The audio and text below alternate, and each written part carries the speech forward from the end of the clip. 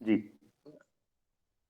Basically हमने पिछली class में sale of goods act start किया था, जो आपके 1930 1 जुलाई को स्टार्ट हुआ था all over India accept Jammu and Kashmir. ये आपका इंडियन कॉन्ट्रैक्ट एक्ट के बाद आता है। इंडियन कॉन्ट्रैक्ट एक्ट में आपका sale of goods act, partnership act, mainly तीन होते हैं। ठीक है। कॉन्ट्रैक्ट कॉन्ट्रैक्ट ऑफ सेल में हमने सेल और एग्रीमेंट टू सेल पढ़ा था। सेल यानी कि जो कंप्लीट हो चुका, और एग्रीमेंट टू सेल जो मतलब पेंडिंग प्रोसेस में जो होना कंप्लीट बाकी है अभी। इसके बाद हमने डेफिनेशन कुछ पढ़ी थी बायर सेलर गुड्स की। गुड्स में जो आपके कवर नहीं थे, गुड्स बेसिकली आपका मूवेबल प्रॉपर्टी होता था other than ऑक्शनेबल claim and money, which include stock and shares. Stock and shares को इंक्लूड करता था। इसमें बेसिकली कॉन्ट्रैक्ट इसमें समझा रखा है कि मनी आपका एक legal tender of money, actionable claim, claim to डेप्ट, लाइव स्टॉक, काव, बफेलो का, cats are goods, patent, copyright, goodwill, trademark. मैंने पिछली क्लास में बताया था आपके इंटेंजिबल एसेट्स होते हैं, इनको भी हम गुड्स मान सकते हैं। इसके बाद आपका जो शिप है वो भी आपका गुड्स है। तो बेसिकली जो पॉइंट है, गुड्स की डेफिनेशन बता रहे हैं कि what are the types of goods included in the definition of goods. इसके बाद देखो आप, हमने टाइप्स ऑफ गुड्स पढ़े थे existing, future, contingent. Existing goods में goods which are already in existence at the time of contract, जिसमें basically आपका स्पेसिफिक और जनरल था। फिर फ्यूचर में जैसे कि हम फ्यूचर में मैन्युफैक्चर करेंगे कोई गुड्स। फिर आता है आपका last contingent goods. Contingent goods यानी कि जो आपका डिपेंड है, एक कोलेट्रल है किसके, इवेंट के ऊपर कि वो हैपनिंग होगा कि नहीं होगा। ठीक है। यहाँ तक क्लियर है सीमा? हमने पिछली क्लास में पढ़ा था रिंकू। Yes sir. मिकी पिछली क्लास के टॉपिक ये थे बेसिकली आपका जो ये contract of sale of goods act है, इसमें बेसिकली 4 यूनिट आते हैं। फर्स्ट यूनिट आपका बेसिक, सेकंड यूनिट आपका condition and warranty, third unit आपका transfer of ownership, fourth unit आपका अनपेड सेलर। ठीक है ना, what okay. Are the rights of unpaid seller.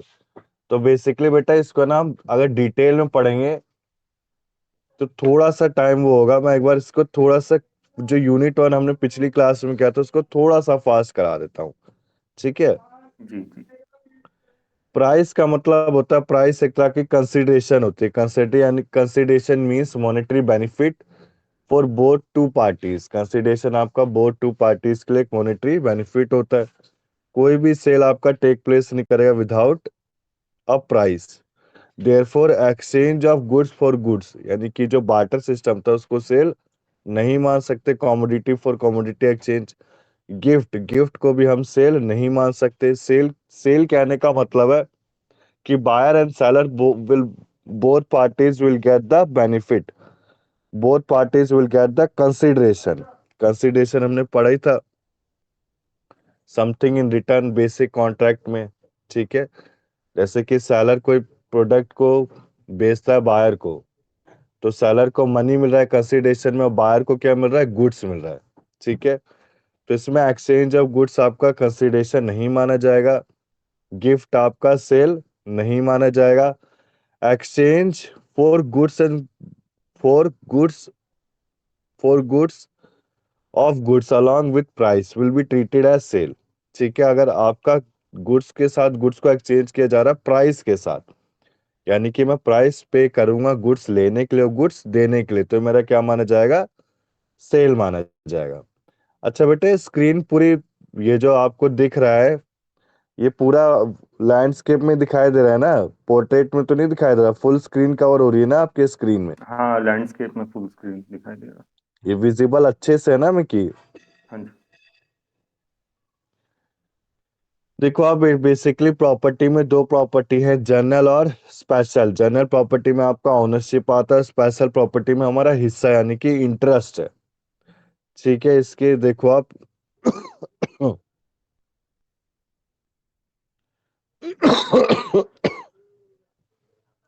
Document showing title of goods और document of title to goods. कहने का मतलब है टाइटल ऑफ गुड्स यानी कि शेयर सर्टिफिकेट और registration book of registration certificate, RC यानी कि registration certificate book of a car. अब आपके पास कार की आरसी और लाइसेंस है तो क्या शो करता है? Document showing title to goods. Title to goods है यानी कि आपका ये डॉक्यूमेंट है, ये एक आपका ओनरशिप दिखाता है, ठीक है ना। आपके पास गाड़ी की रजिस्ट्रेशन है तो ये पता चलता है कि आप गाड़ी के मालिक है। इसके बाद आता है share certificate. Basically share certificate होता क्या है? Share certificate it represent are share in a physical form. Physical form कहने का मतलब है आपके पास कोई शेयर है नहीं अभी डीमैट अकाउंट में, आपके पास कोई इलेक्ट्रॉनिक फॉर्म में शेयर्स अवेलेबल नहीं है, तो क्या करेगा? कंपनी आपको एक शेयर सर्टिफिकेट प्रोवाइड करेगा कि हाँ आप इस शेयर के अधिकारी है। इसके बाद आता है इसके बाद आता है document of title of goods. Basically document showing है फर्स्ट और डॉक्यूमेंट ऑफ टाइटल है आपका सेकंड। जिसमें आपकी पोजीशन और कंट्रोल होता है वो क्या होता है? Document of title of goods. जैसे कि bill of lading. Bill of lading basically क्या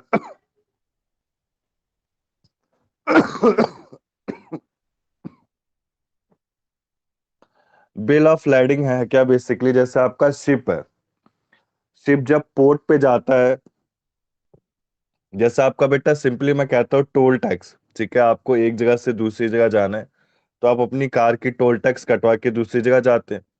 सेम आपका बिल ऑफ लैडिंग होता है। बिल ऑफ लैडिंग कहने का मतलब है एक शिप दूसरी जगह से जब जाती है, दूसरी जगह पे अब रीच करती है, जैसे एक शिप कोलकाता से चेन्नई जा रही है, तो जब वो चेन्नई के पोर्ट पे जाती है, बंदरगाह पे जाती है, तो वहां पे एक सर्टिफिकेट उसको बनवाना पड़ता है। उस सर्टिफिकेट को क्या बोला जाता है? Bill of landing. Bill of landing is the certificate which shows the goods reach on the final destination. इसके बाद आता है आपका dock warrant. Dock warrant basically होता क्या है? डॉक वारंट जैसे कि हम रेलवे स्टेशन में रेलवे स्टेशन की टिकट कटवाते हैं वहां पे खड़े होने के लिए, नॉर्मल जो पैसेंजर होते हैं जो किसी को छोड़ने जाता है तो सब रेलवे स्टेशन में रेलवे टिकट कटवाते हैं। वो रेलवे रेलवे रेलवे जो टिकट है वो किसके लिए यूज की जा रही है? रेलवे स्टेशन के लिए। बट डॉक वारंट किसके लिए यूज किया जाता है? डॉक वारंट शिप्स के लिए यूज किया जाता है। जैसे अगर कोई शिप पोर्ट पे जाती है तो पोर्ट पे जाने के बाद उसको पोर्ट के हिसाब से कोई नॉर्मल पोर्ट पे खड़े होने के लिए ऐसा टोल, ऐसा मैं ऐसे कह सकता हूँ जैसे हम मेट्रो स्टेशन में पार्किंग कराते हैं तो पार्किंग के लिए एक पार्किंग स्लिप हमें लेनी पड़ती है, तो सेम डॉक वारंट के लिए शिप जब पोर्ट पे खड़ा होता है तो उसको अपने एक वारंट कटवाना पड़ता है, ठीक है ना, कि वो एक तरह से शिप का ओनर शिप का मालिक है, दूसरा आपकी शिप कहाँ पे खड़ी है? पोर्ट पे खड़ी है। इसके बाद देखो बेटा वेयर हाउस कीपर सर्टिफिकेट। कोई वेयर हाउस में सामान रखा है उसका एक सर्टिफिकेट। वार फिंगर सर्टिफिकेट और रेलवे रिसिप्ट सेम, सब सेम ही सेम है, एक तरह का सर्टिफिकेट है विच शोज पोजेशन और कंट्रोल ऑफ गुड्स। इसके बाद आता है आपका mercantile agent. Mercantile agent basically होता क्या है? ये एक ऐसे एजेंट होते हैं जिन्होंने बिजनेस को कैरी तो नहीं किया होता एजेंट की तरह। बेसिकली क्या होते हैं? एक एजेंट जो कस्टमरी मर्केंटाइल एजेंट, यानी कि जो एक जगह से दूसरी जगह अपने गुड्स को प्रोवाइड करते हैं, ठीक है ना। Means an agent having in customary course of business और such as agent to sell goods और to consign goods for purpose और seller to buy goods to raise money और सिक्योरिटी ऑफ गुड्स। इसमें आपका contractor, warehouseman, servant, carrier, friend आपके exclude होते हैं। इसके बाद आता है बेटा आपका डिलीवरी। डिलीवरी मैंने पिछली क्लास में बताया था, डिलीवरी के थ्री टाइप्स है, एक्चुअल, सिंबॉलिक और कंस्ट्रक्टिव। एक्चुअल यानी कि फिजिकली फॉर्म में गुड्स आपके ट्रांसफर किए जा रहे बायर को। सिंबॉलिक डिलीवरी यानी कि मैं अपनी कार कीज को किसको हैंडल कर रहा हूँ? पड़ोसी को, जैसे हमने बेलमेंट में पढ़ा था। कंस्ट्रक्टिव डिलीवरी क्या होती है? जिसमें वेयर हाउस मैन के पास कंस्ट्रक्टिव, यानी कि आपका कोई चेंज नहीं होता कस्टडी और एक्चुअल पोजीशन में। इसमें एक वेयर हाउस मैन है, उसके पास ए के सारे गुड्स है और वो एग्री कर रहा है बी को देने, बी उससे लेना चाहता है ए के रिक्वेस्ट में, यानी कि कंस्ट्रक्टिव डिलीवरी हो रही है। रिक्वेस्ट यानी कि रिक्वेस्ट के हिसाब से डिलीवरी की जा रही है। सेकंड पर्सन को फर्स्ट पर्सन से रिक्वेस्ट है तभी उसकी डिलीवरी प्रोवाइड की जा रही है। यहां तक क्लियर है बेटा? डाउट है किसी को? नहीं नहीं। सीमा, रिंकू? ठीक है सर। ठीक है। स्पीड में तो नहीं पढ़ा रहा बेटा, धीरे धीरे पढ़ाऊं? ये स्पीड ठीक है। ठीक है। बेसिकली बेटा अभी है ना, मैं ये कराने के बाद एक और पीडीएफ ओपन कराऊंगा। वो काफी अच्छी है, मतलब आपको रिविजनरी पर्पस के लिए ना, मैं जब आपका फाइनल फाइनल कोर्स कंप्लीशन होगा तो मैं सारी बुक के एक, जैसे एमसीक्यू पैटर्न में एक वो दूंगा जैसे आप आगे चल के कोई जुडिशियल एग्जाम देते हैं तो उसमें हेल्पफुल रहेगा। ठीक है। अभी दिखाता हूँ, पहले मैं करा दूं बेटा पूरा, फिर दिखाता हूँ सेल ऑफ गुड्स एक्ट के। अब इसके बाद एसेंशियल एलिमेंट से वैलिड कॉन्ट्रैक्ट ऑफ सेल के, यानी कि आपके देखो कॉन्ट्रैक्ट ऑफ सेल करने के लिए क्या एसेंशियल एग्रीमेंट्स होने चाहिए। सबसे पहले आपका टू पार्टीज होना चाहिए। First party seller and second party is buyer.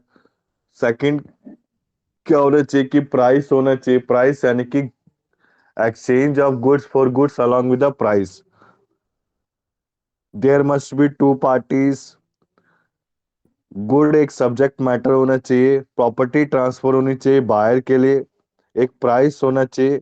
और contract of sale can be absolute और कंडीशनल। कंडीशनल कहने का मतलब, और एब्सोल्यूट, एब्सोल्यूट यानी कि एक प्राइस फिक्सेशन होना चाहिए दोनों पार्टीज के बीच में। जैसे कोई सेलर है, अगर किसी बायर को, जैसे एक सेलर है अपनी मिल्क, जैसे मिल्क दे रहा है कोई, ठीक है, मिल्क दे रहा है तो मिल्क का एक एब्सोल्यूट प्राइस है। एब्सोल्यूट प्राइस यानी कि एमआरपी से ज्यादा मिल्क नहीं दे सकता, ना एमआरपी से कम दे सकता है, इसे कहेंगे एब्सोल्यूट। और कंडीशनल कहने का मतलब है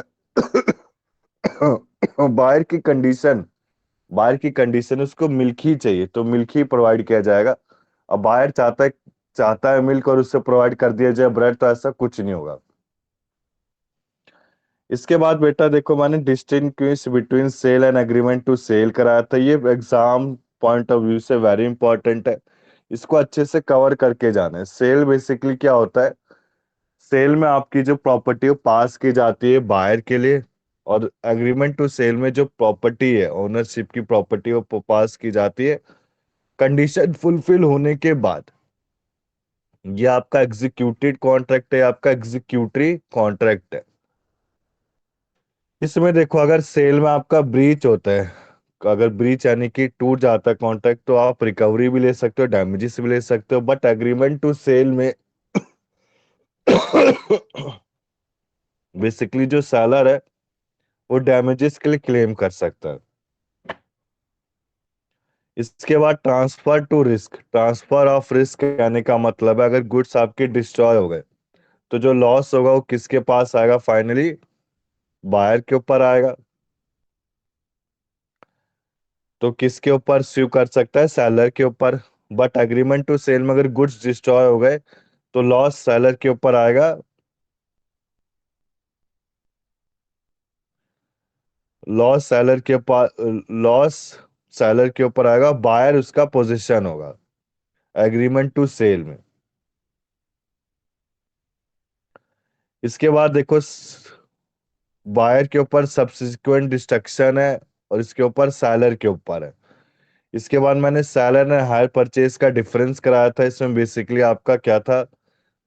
ये आपका सेल प्रॉपर्टी आपकी कॉन्ट्रैक्ट के खत्म होने के बाद मिलती है, और हायर परचेज यानी कि ये कब मिलती है? At the last installment. इसमें पोजीशन क्या है? ओनर होता है। इसमें क्या होता है? बेली होता है। मतलब हायर परचेज में कुछ पीरियड तक वो यूज कर सकता है। हायर परचेज एक तरह का लीज एग्रीमेंट होता है। जैसे कि मैंने कहीं से ट्रक को लीज ले रखा, और ट्रक से अपनी लाइवलीहुड के लिए, अपनी जीवन के लिए, अपने अर्निंग के लिए गुड्स को ट्रांसफर करता हूँ एक जगह से दूसरी जगह, डिस्पैच करता हूँ, पहुंचाता हूँ। सेल में बायर टर्मिनेट नहीं कर सकता, उसको प्राइस पे करना पड़ेगा, पर इसमें टर्मिनेट कर सकता है। इसमें सेलर रिस्क लेगा सारी की सारी, इसमें ओनर रिस्क लेता है। इसमें बायर गुड्स को दोबारा से बेच सकता है, इसमें हायर दोबारा से बेच नहीं सकता जब तक उसने लास्ट इंस्टॉलमेंट पे नहीं करी है। इसमें टैक्स लेविड होता है, कॉन्ट्रैक्ट के समय इसमें टैक्स लेविड पे नहीं होता। इसके बाद सेल एंड बेलमेंट मैंने कराया था। सेल और बेलमेंट में बेसिकली सेल आपको पता ही है, सेलर से बायर होता है प्रॉपर्टी ट्रांसफर। इसमें क्या होता है, बेली यानी कि सेफ कस्टडी के लिए दिया जाता है। बेलमेंट हमने पढ़ा ही था, बेलमेंट में क्या होता है, मैंने अपने गुड्स को पोजेशन यानी कि goods possession for a specific purpose, मैंने गुड्स को ट्रांसफर किया किसी अदर पर्सन को फॉर अ स्पेसिफिक पर्पस के लिए, कुछ समय के लिए वो अपने पास रखेगा, वापस मुझे वापस कर टाइम पीरियड होने के बाद वापस कर देगा। इसके बाद देखो, सेल में गुड्स को रिटर्न नहीं कर सकते। आपने एक सामान खरीद लिया तो आप उसको वापस नहीं कर सकते। बट इसमें बेलमेंट में जैसे आपका टाइम पीरियड कंप्लीट होगा, तो बेलमेंट में टाइम पीरियड कंप्लीट होने के बाद आपको गुड्स वापस कर देनी है। इसके बाद देखो बेटा, लास्ट आता है कंसिडरेशन। कंसिडरेशन के आने का मतलब है कि जो कंसिडरेशन आपको पता है, सेल में दोनों पार्टीज को कंसिडरेशन मिलती है, बायर को अपना गुड्स मिलता है और सेलर को क्या मिलता है, मनी मिलती है। कंसिडरेशन, कंसिडरेशन यानी कि समथिंग इन रिटर्न, हमने बेसिक कॉन्ट्रैक्ट में पढ़ा ही था। इसके बाद आता है आपका बेलमेंट। बेलमेंट में आपकी कंसिडरेशन ग्रेटिचुअस और नॉन ग्रेटिचुअस होती है। बेसिकली आप समझेंगे ग्रेटिचुअस क्या थी, free of cost service provide करना। नॉन ग्रेटिचुअस जिसमें both the parties will get the consideration. तो यानी कि मैं इस पॉइंट से समझ सकता हूँ बेलमेंट में भी, बेलमेंट में इंक्लूड कंसिडरेशन और नॉट इंक्लूड। इसके बाद देखो बेटा, बार्टर में कमोडिटी फॉर कमोडिटी होता है और एक्सचेंज में मनी इन्वॉल्व होता है। सिंपली से ज्यादा नहीं इसमें कुछ। Formation and modes of contract of sale, basically इसमें फॉर्मेशन और मोड्स बता रखा है। अगर इमीडिएट डिलीवरी ऑफ गुड्स हो रही है, फ्यूचर डेट,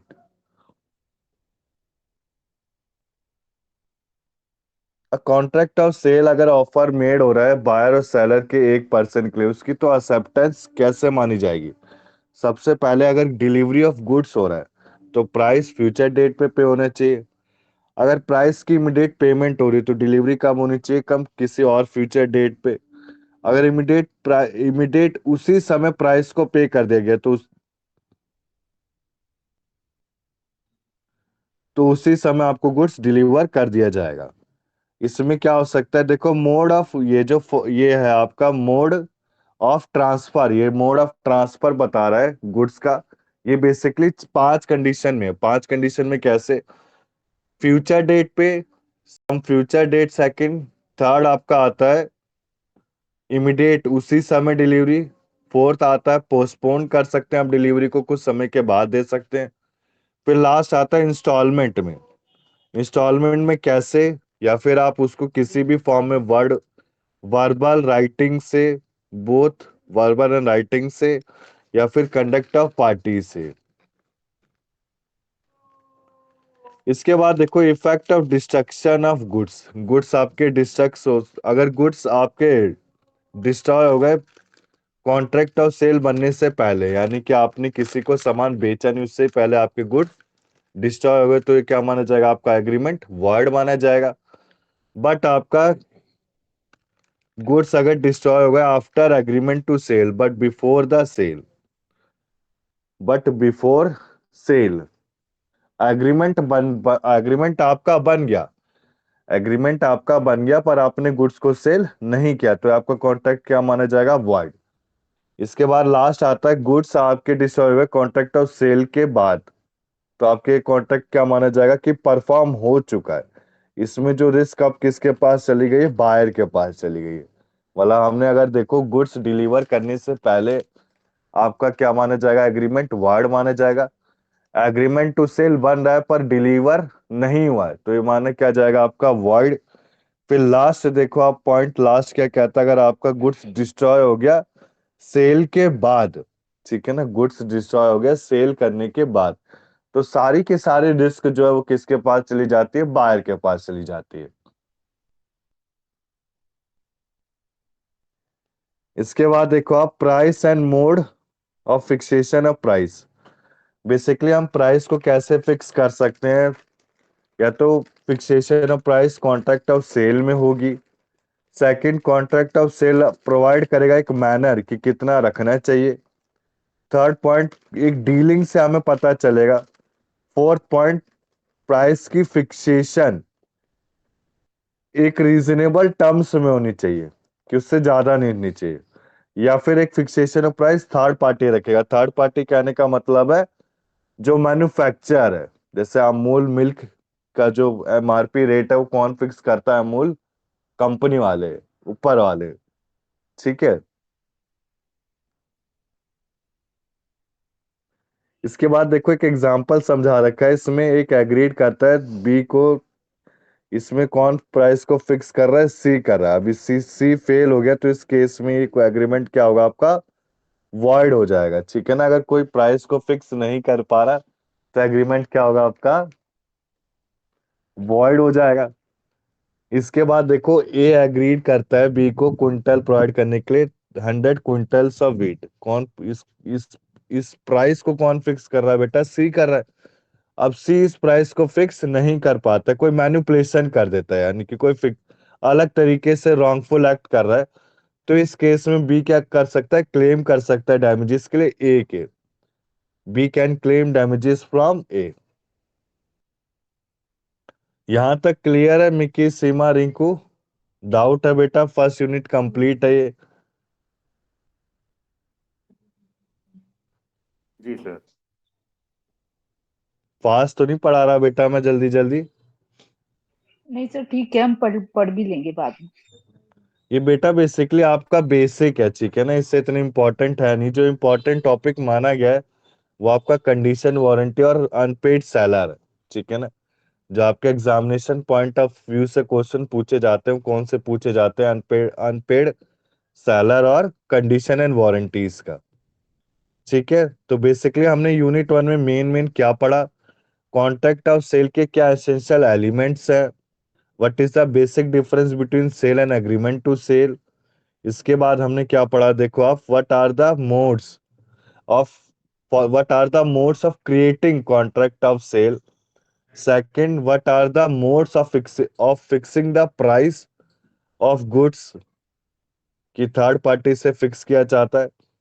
अब इसके बाद देखो बेटा, कंडीशन एंड वारंटी। अब इसको ध्यान से समझना। देखो, कंडीशन एंड वारंटी में एक बेसिक डिफरेंस क्या होता है, सीमा या रिंकू, कोई बेटा जवाब देगा? कंडीशन और वारंटी, वारंटी से आप क्या समझते हो,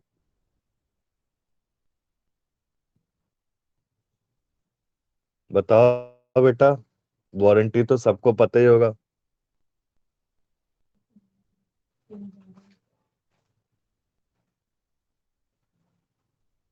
बोलो मिकी, वॉइस आ रही है?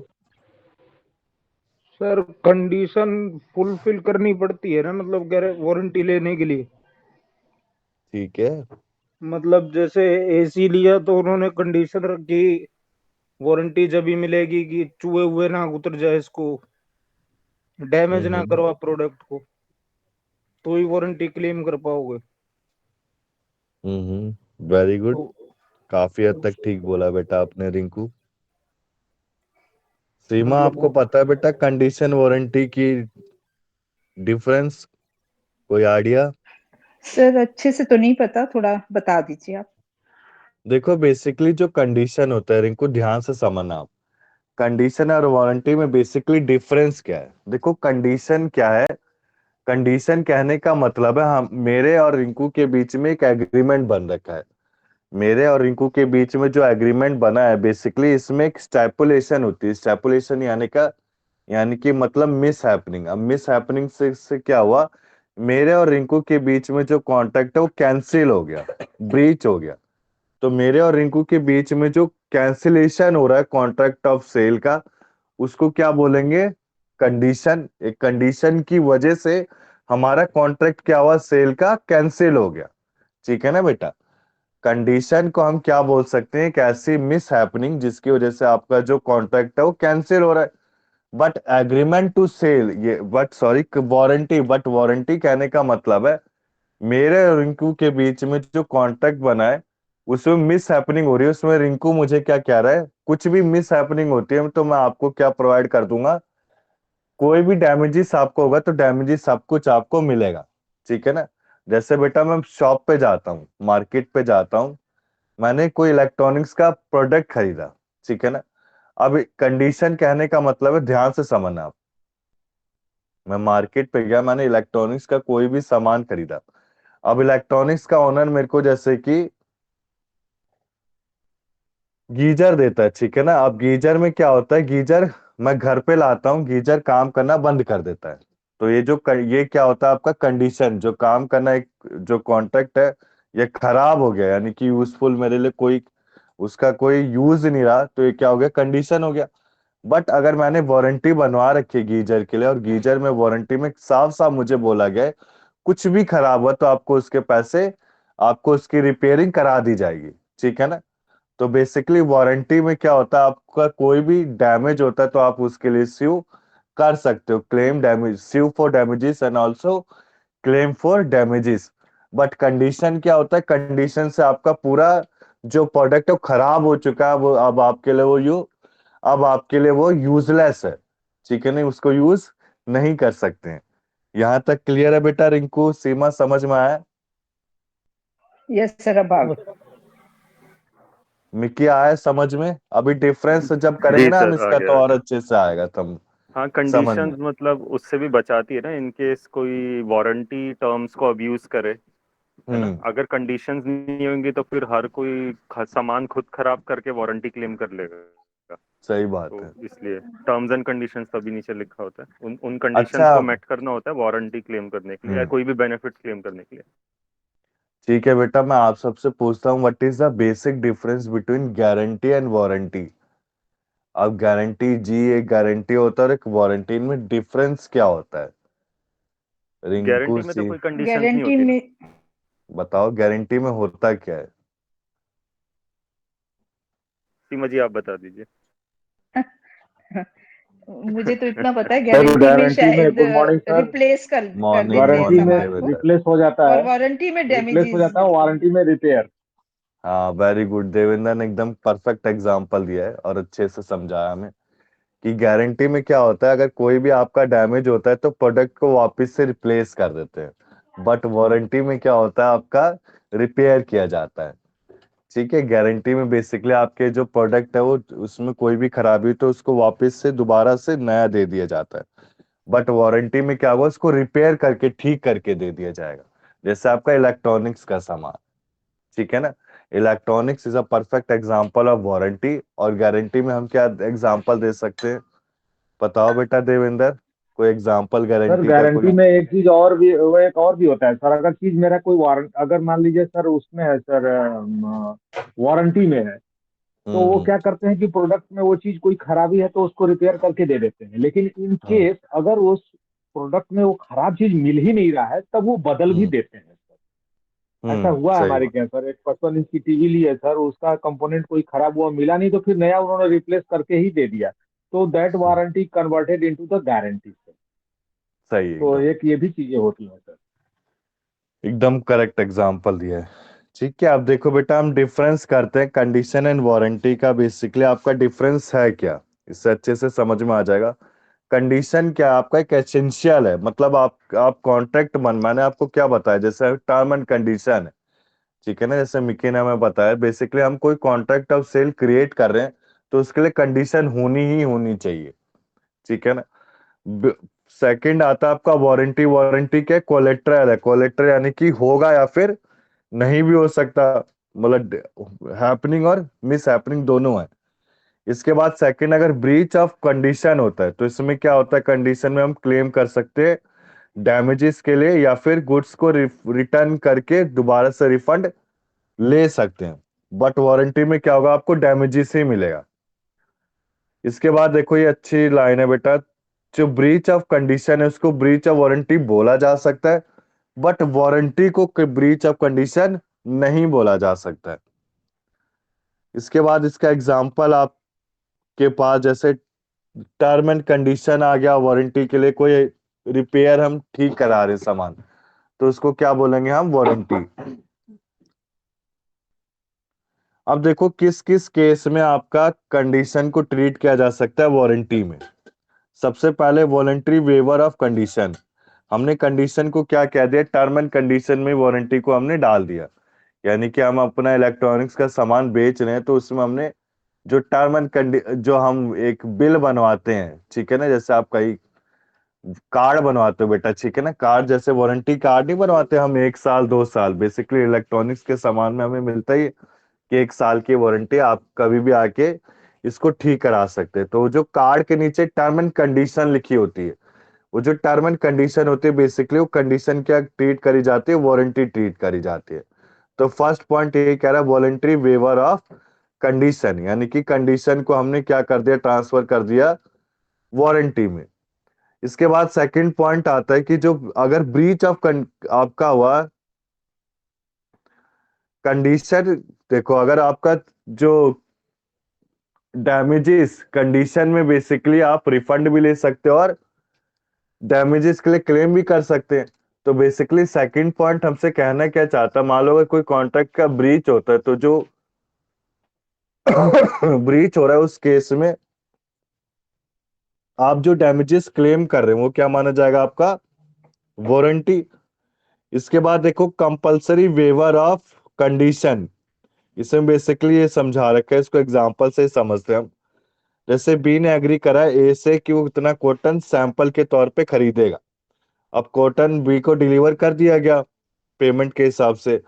अब एग्जामिन करता है तो देखता है कि इसमें जो बी है एग्जामिन करता है कि वो इक्वल नहीं पाता सैंपल से, वो 2 बेल को यूज कर पा रहा है, पर उससे उससे मिलनी चाहिए थी 3। मतलब उसको मिलनी चाहिए थी 3, उसको मिल कितनी रही है, 2 मिल रही है। तो इस पॉइंट पे वो कॉन्ट्रैक्ट को कैंसिल तो कर नहीं सकता ना, बस वो प्राइस को रिकवर कर सकता है। ठीक है, तो इस केस में जो ए है, ए ए क्या करेगा, बी को सारा लॉस कंपनसेट करेगा इस ब्रीच ऑफ वारंटी में। कहने का मतलब है जो थर्ड पॉइंट आपसे बोल रहा है कंपलसरी वेवर ऑफ कंडीशन, आपके पास आपका जो कॉन्ट्रैक्ट बना था कि हमें 1000 कॉटन मिलना चाहिए, पर आपको मिल कितना रहा है, 900। तो इस केस में आप कॉन्ट्रैक्ट को कैंसिल तो कर नहीं सकते क्योंकि आपके पास 900, तो 900 कॉटन तो आपके पास पहुंच गया। तो जो रिमेनिंग 100 कॉटन है उस केस में हम क्या कर सकते हैं, उसकी रिकवरी ले सकते हैं, किससे, सेलर से। तो इस केस में क्या होगा, ये कंडीशन आपका वारंटी ट्रीट किया जाएगा। इसके बाद देखो फोर्थ आता है इम्पॉसिबिलिटी। इम्पॉसिबिलिटी कहने का मतलब है कि कुछ केसेस में कंडीशन और वारंटी आपका इम्पॉसिबल हो जाता है। ठीक है ना, इम्पॉसिबल कहने का मतलब है आप उसमें क्लेम नहीं कर सकते। इम्पॉसिबल यानी कि डिफेक्ट हो गया, आपका जो गुड्स है, प्रोडक्ट है, पूरा का पूरा डिफेक्ट हो गया। इसके बाद देखो बेटा कंडीशन में 2 आते हैं, एक्सप्रेस और इम्प्लाइड। एक्सप्रेस मैंने आपको बताया था ओरल और रिटर्न फॉर्म में, implied by conduct by the act of law या फिर code of conduct. Express condition basically क्या होते हैं, पार्टीज के बीच में कॉन्ट्रैक्ट होता है, जो कॉन्ट्रैक्ट बोल रहा है, यानी कि कॉन्ट्रैक्ट में जो लिखा है या वर्बल है वही होगा। सेकंड आपका इम्प्लाइड कंडीशन आता है। इम्प्लाइड कंडीशन में देखो बेटा टाइप्स है, ठीक है ना। कंडीशन के 2 टाइप्स है, एक्सप्रेस और इम्प्लाइड। और फिर इम्प्लाइड के भी वेरियस टाइप्स हम पढ़ेंगे। क्या क्या पढ़ेंगे इम्प्लाइड के वेरियस टाइप्स, देखते जाओ आप। बेसिकली लॉ इम्प्लाई करता है कॉन्ट्रैक्ट ऑफ सेल के लिए, ठीक है ना। इसमें देखो following are the implied condition which are contain in sale of goods act. सबसे पहले condition as to title. Condition as to title, इसमें क्या बोला जाता है, ये इम्प्लाइड कंडीशन है, ठीक है ना। बेसिकली इसमें जो सेलर है आपका, उसको एक वैलिड टाइटल दिया गया कंडीशन का, उसके पास पूरा अधिकार है कोई गुड्स को बेच सकता है। और इसमें बायर को पता है कि सेलर,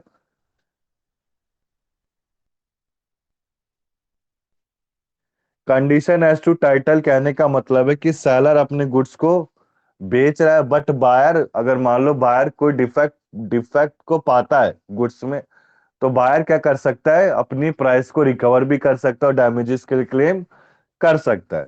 तो कंडीशन एज टू टाइटल ये कह रहा है, इसमें एनालाइज क्या क्या किया गया कि सेलर के पास एक पूरा अधिकार है बेचने के लिए, और agreement to sale, in case of agreement to sale में जो इम्प्लाइड कंडीशन होगी वो होगी क्या, जब ओनरशिप पास हो रही है सेलर से बायर से, तब सेलर के पास एक पूरा अधिकार होगा गुड्स को बेचने के लिए।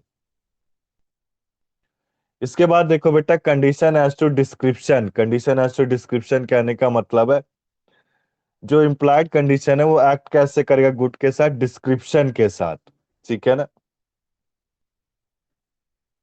मतलब कहने का मतलब है, जैसे आपको कोई गुड सप्लाई किया गया है तो एकदम प्रॉपर डिस्क्राइब्ड होना चाहिए। जो आप, जैसे मैं सपोज कोई कोई मार्केट से या फिर शॉप से मैंने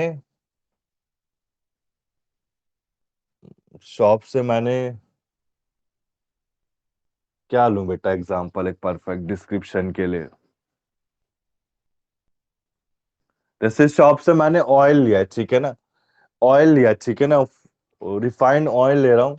तो रिफाइंड ऑयल में बेसिकली उसमें डिस्क्रिप्शन में सब कुछ मेंशन होगा कि इसमें कितना प्रोटीन है, कितना विटामिन है, कितना कार्बोहाइड्रेट है, ठीक है, कितना मिनरल है। तो कंडीशन एज टू डिस्क्रिप्शन यही कहना चाहता है कि जो सेलर है, जब सेलर बेच रहा प्रोडक्ट को, तो उसको देखना चाहिए उस कंडीशन में उसकी डिस्क्रिप्शन क्या कहनी चाहती है, डिस्क्रिप्शन में सब कुछ मेंशन है कि नहीं है। इसके बाद देखो, गुड्स आपके अगर डिस्क्रिप्शन के हिसाब से नहीं हो रहा है तो बायर क्या करेगा, बायर देखेगा कि डिस्क्रिप्शन एकदम उसमें प्रॉपर लिखी है कि नहीं लिखी है, प्रोटीन, मिनरल, विटामिन। अगर वो सब डिस्क्राइब अच्छे से नहीं हो पा रहा तो इसमें बायर क्या करेगा, गुड्स को रिजेक्ट कर देगा और प्राइस के लिए क्लेम करेगा, अगर उसने प्राइस को पे कर रखा है, ठीक है। इसके बाद देखो बेटा, condition as to sample. Condition as to sample कहने का मतलब है, बेसिकली आपको जो गुड्स डिलीवर किया जा रहा है वो सैंपल के हिसाब से है भी कि नहीं है। अगर मान लो कोई डिफेक्ट है, बायर के पास एक पूरा अधिकार है, रीजनेबल अपॉर्चुनिटी है कि बल्क है उसको सैंपल से कंपेयर करने का, ठीक है ना। सैंपल में आपको एक प्रोडक्ट दिया जा रहा है, जैसे कि सपोज मैं राज मंदिर में गया, राज मंदिर में एक सैंपल प्रोडक्ट है, उन्होंने मुझे कहा कि कंडीशन को टेस्ट करके देख लो आप। सैंपल कहने का मतलब है, जैसे हैंड सैनिटाइजर, हैंड वॉश है, एक न्यू मार्केट में हैंड वॉश लॉन्च किया गया है, तो हैंड वॉश को चेक करने के लिए, चेक करते समय प्रॉपर सैंपल कंडीशन होना चाहिए। कंडीशन के हिसाब से अगर सैंपल सही है तो बायर उसको परचेज करेगा, और सही नहीं है तो बायर से परचेज नहीं करेगा। जो sample goods shall be free from latent defects. Latent defect कहने का यानी कि सैंपलिंग करते समय उसमें कोई भी डिफेक्ट पाया नहीं जाना चाहिए।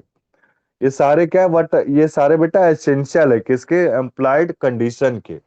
ये एम्प्लॉयड कंडीशन के एसेंशियल मान लो या फिर टाइप्स है। इसके बाद देखो, condition as to sample as well as description. अब आपको जो गुड्स प्रोवाइड किया जा रहा है वो सैंपल और डिस्क्रिप्शन बोथ के हिसाब से होना चाहिए, डिस्क्राइब होना चाहिए। इसके बाद देखो, ये लास्ट आता है आपका कंडीशन एज टू इक्वलिटी और फिटनेस फॉर बायर पर्पस। यानी कि आपको जो प्रोडक्ट को सेल किया जा रहा है वो एकदम प्रॉपर फिट है कि क्वालिटी बेस्ड है, किसके लिए, बायर पर्पस के लिए। इसमें बायर रिस्पॉन्सिबल नहीं रहेगा अगर बायर रिस्पॉन्सिबल नहीं रहेगा कि कोई गलत उसको प्रोडक्ट सेलर दे रहा है, ठीक है ना।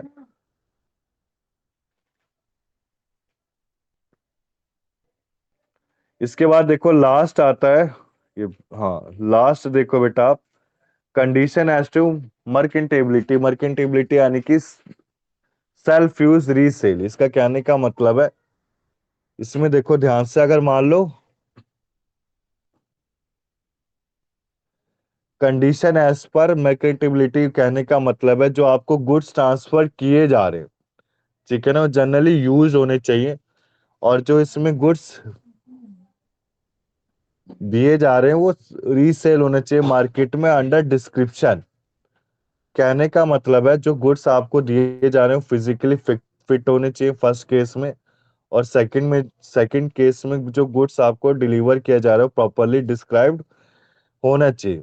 इसके बाद देखो लास्ट आता है condition as to wholesomeness. Wholesomeness कहने का मतलब है कि जो आपको गुड्स प्रोवाइड किया जा रहा है वो एज पर फिजिकली फिट है फॉर ह्यूमन कंजम्पशन, जैसे कि कोई फूड स्टफ है। फूड स्टफ कहने का मतलब है इसमें ज्यादा मात्रा में कोई प्रोटीन नहीं होना चाहिए, ना कोई कार्बोहाइड्रेट होना चाहिए जिससे डेंजरस हो ह्यूमन बॉडी के लिए।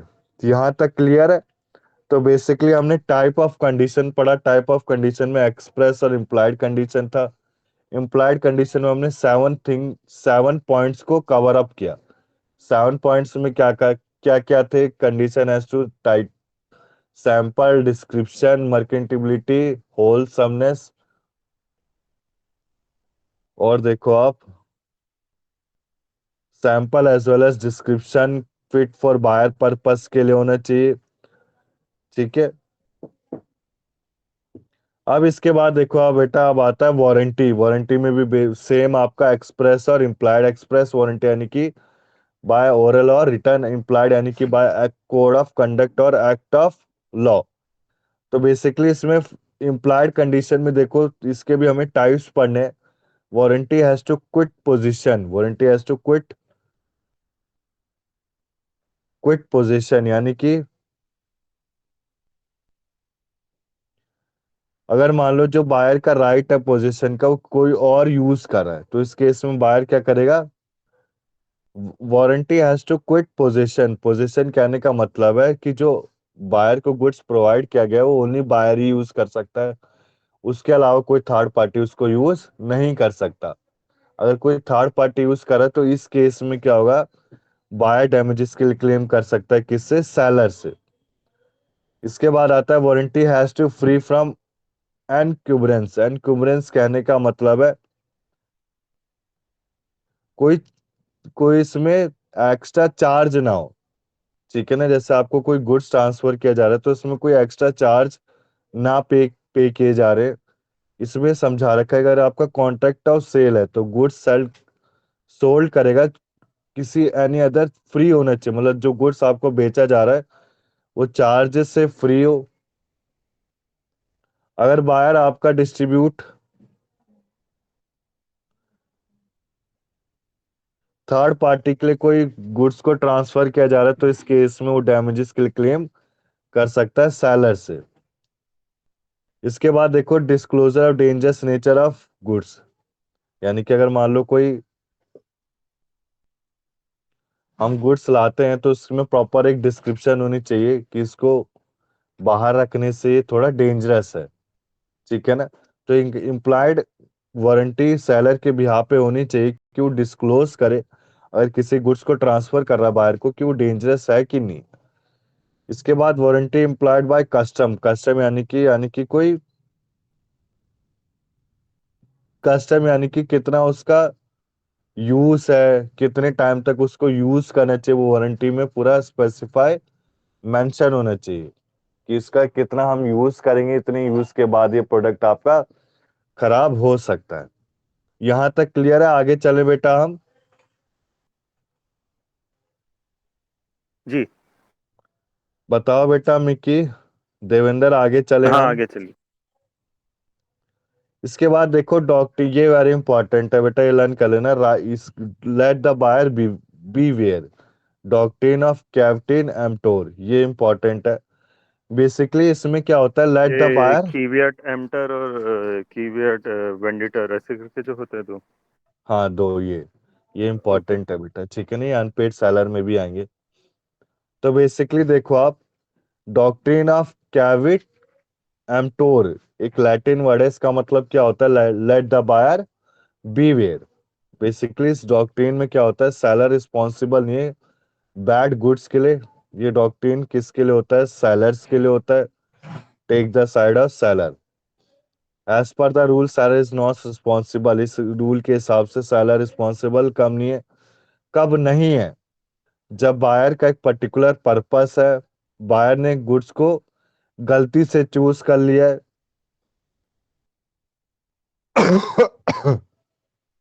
और जब गुड्स आपके डिफेक्ट और उनका डिफेक्ट इंस्पेक्शन के बाद भी दिख नहीं रहा है। इसमें बेसिकली एक्सेप्शंस है। इस केस में देखो आप, सेलर कब कब रिस्पॉन्सिबल होगा, ठीक है ना। लेट द बायर बीवेयर, यानी कि डॉक्ट्रिन ऑफ कैप्टन एम्प्टोर में इन फॉलोइंग केसेस में सेलर रिस्पॉन्सिबल है, ठीक है। जब बायर आपका पूरा का पूरा सेलर स्किल और जजमेंट पे डिपेंड है, तब कौन रिस्पॉन्सिबल होगा, सेलर होगा। इसके बाद गुड्स आपके डिस्क्रिप्शन से लिए गए हैं और गुड्स को डिस्क्रिप्शन के हिसाब से दिया गया है। कॉन्ट्रैक्ट ऑफ सेल आपका सैंपल से हुआ है, तब भी इस केस में सेलर ही रिस्पॉन्सिबल है, बायर रिस्पॉन्सिबल नहीं है।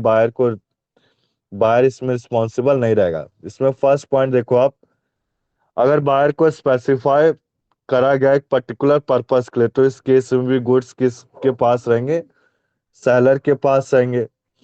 गुड्स आपके परचेज करे गए हैं सम ब्रांड नेम के हिसाब से परचेज गए, तब भी सेलर रिस्पॉन्सिबल है। गुड्स आपके खरीदे गए सैंपल और डिस्क्रिप्शन दोनों को देखते हुए, तब भी इस केस में आपका सेलर ही रिस्पॉन्सिबल है। मर्केंटाइल क्वालिटी के हिसाब से लिया गया, तब भी आपका सेलर ही रिस्पॉन्सिबल है। देखो आप, इसके बाद आता है आपका, ये कर लेना बेटा, एमसीक्यू से इंपॉर्टेंट है, डॉक्ट्रिन ऑफ कैप्टन एम्प्टोर और एक्सेप्शंस। बेसिकली जो डॉक्ट्रिन ऑफ कैप्टन एम्प्टोर है, किसके लिए है? इसका meaning let the buyer beware है, बट ये सेलर के लिए, सेलर की साइड लेता है। कहने का मतलब है, अगर कोई सेलर कोई सामान को बेच रहा है, प्रोडक्ट को बेच रहा है, तो इस केस में बायर को पूरा बीवेयर होना चाहिए। बीवेयर यानी कि जागरूक होना चाहिए कि वो कौन सा प्रोडक्ट खरीद रहा है, ठीक है। जैसे कंज्यूमर राइट था, हमने कॉन्स्टिट्यूशनल लॉ में पढ़ा था अपने फर्स्ट ईयर में। कंज्यूमर राइट में हमने पढ़े थे व्हाट आर फंडामेंटल राइट्स, हमने जो 6 पढ़े थे, right to be choose, right to be heard, right to be inform. उसी राइट को देखते हुए डॉक्ट्रिन ऑफ कैप्टन एम्प्टोर बनाया गया, ठीक है ना।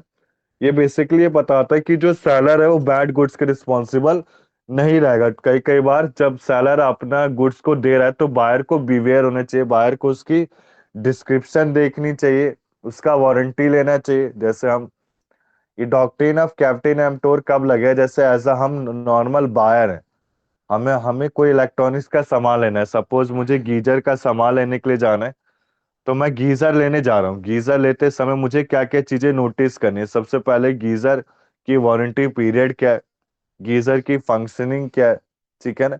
तो इस केस में सेलर मेरे को ये चीजें नहीं बताएगा, एज अ बायर मुझे ये सब चीजें पता करनी पड़ती है, ठीक है ना। किस किस रूल के बिहाफ पे, डॉक्ट्रिन ऑफ कैविट एम्प्टोर। यहां तक क्लियर है? आगे चले हम।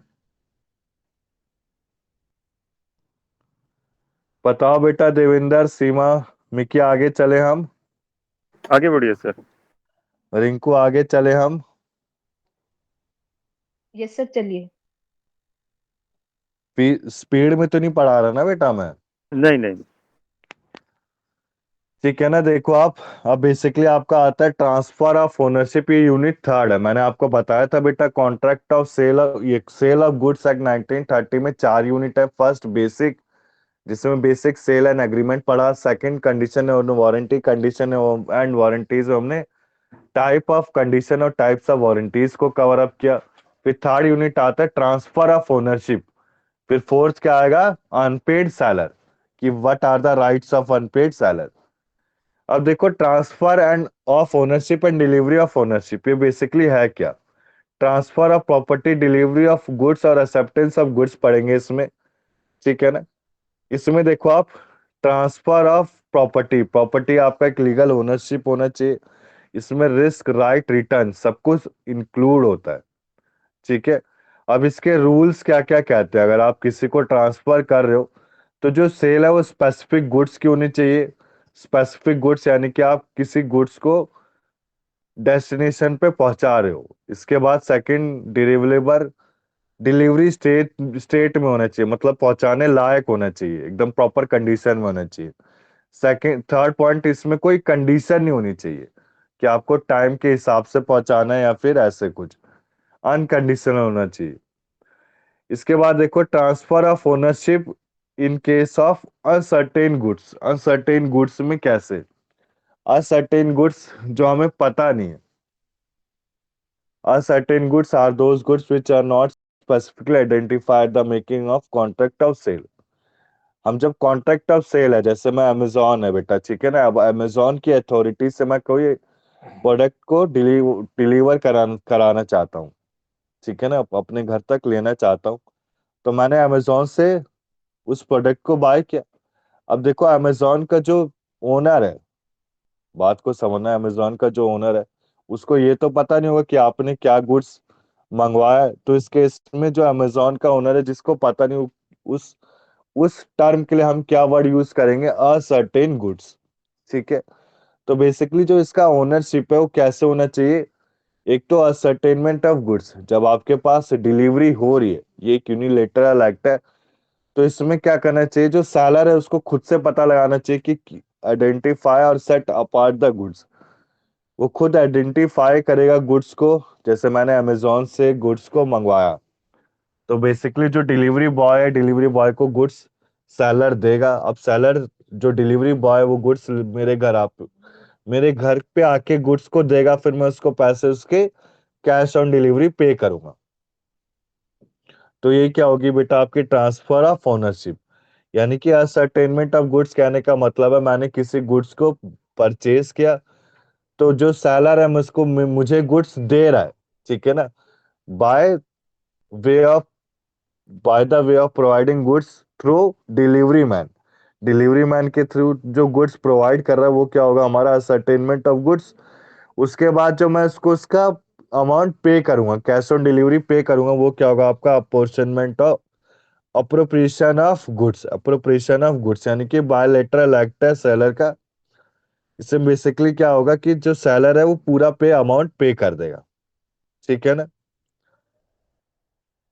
इसके बाद देखो आप ये,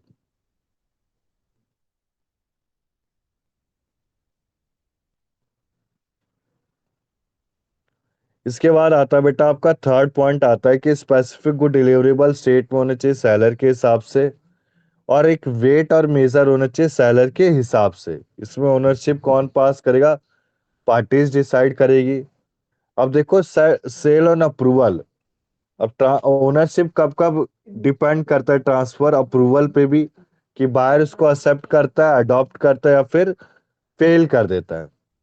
इसके बाद आता है reservation of right of disposal, ठीक है। डिस्पोजल कहने का मतलब है जो सेलर है वो ओनरशिप को रिटेन कर सकता है अपने पास कुछ समय के लिए, जब तक उस बायर उसको गुड्स नहीं, बायर उसका प्राइस पे नहीं कर रहा है। इसके बाद देखो transfer of risk, transfer of risk कहने का मतलब है जो रिस्क और ओनरशिप है, गुड्स वो एक साथ चलेंगे। इस इसमें देखो गुड्स आपके जो पार्टी को ट्रांसफर किया जा रहा है वो एक रिस्क में, अगर मान लो कोई कोई लॉस होता है गुड्स का, तो लॉस कौन बियर करेगा, उसका ओनरशिप, ओनरशिप यानी कि सेलर। सपोज सेलर आपको गुड्स प्रोवाइड कर रहा है, उसमें कोई ट्रांसफर यानी कि देते समय at the time of making sale कोई लॉस रिस्क बियर हो रहा है, रिस्क अराइज हो रहा है, तो इस केस में इस रिस्क को कौन बियर करेगा, सेलर बियर करेगा। इसके कुछ एक्सेप्शंस हैं, पार्टी इन डिफॉल्ट नहीं होना चाहिए, एग्रीमेंट दोनों के बीच में होना चाहिए, एक ट्रेड कस्टम होना चाहिए। Transfer of title by non owner, non owner कहने का मतलब है देखो नैमो डेट क्वेड नॉन हैबिट, ये एक लैटिन वर्ड है, इसको अच्छे से कर लेना। No one can transfer a better title than himself has, मतलब कहने का मतलब है कोई भी अपने हिसाब से अपनी इच्छा से अच्छा ट्रांसफर नहीं कर सकता। Buyer can not get a better title than that of seller, buyer को अच्छा टाइटल नहीं मिल सकता सेलर के हिसाब से। अगर सेलर डिफेक्ट है तो बायर का भी टाइटल इसमें क्या होगा, डिफेक्ट होगा। इसके बाद देखो आप, एक मिनट बेटा,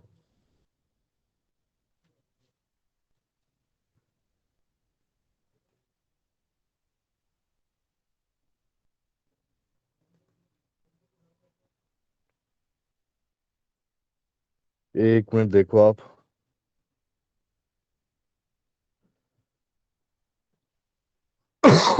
जो हमने nemo dat quod non habet पढ़ा, no one can transfer a better title than he himself has में देखो आप, इसके एक्सेप्शंस में क्या क्या आता है, कोई जॉइंट ऑनर से ना हो, मर्केंटाइल एजेंट से ना हो, ना एस्टोपल से हो,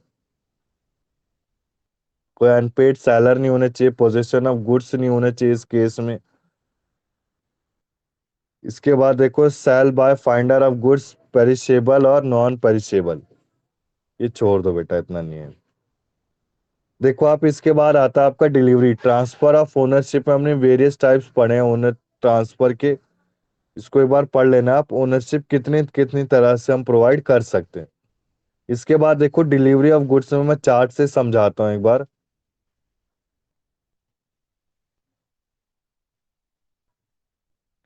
डिलीवरी ऑफ गुड्स में देखो आप,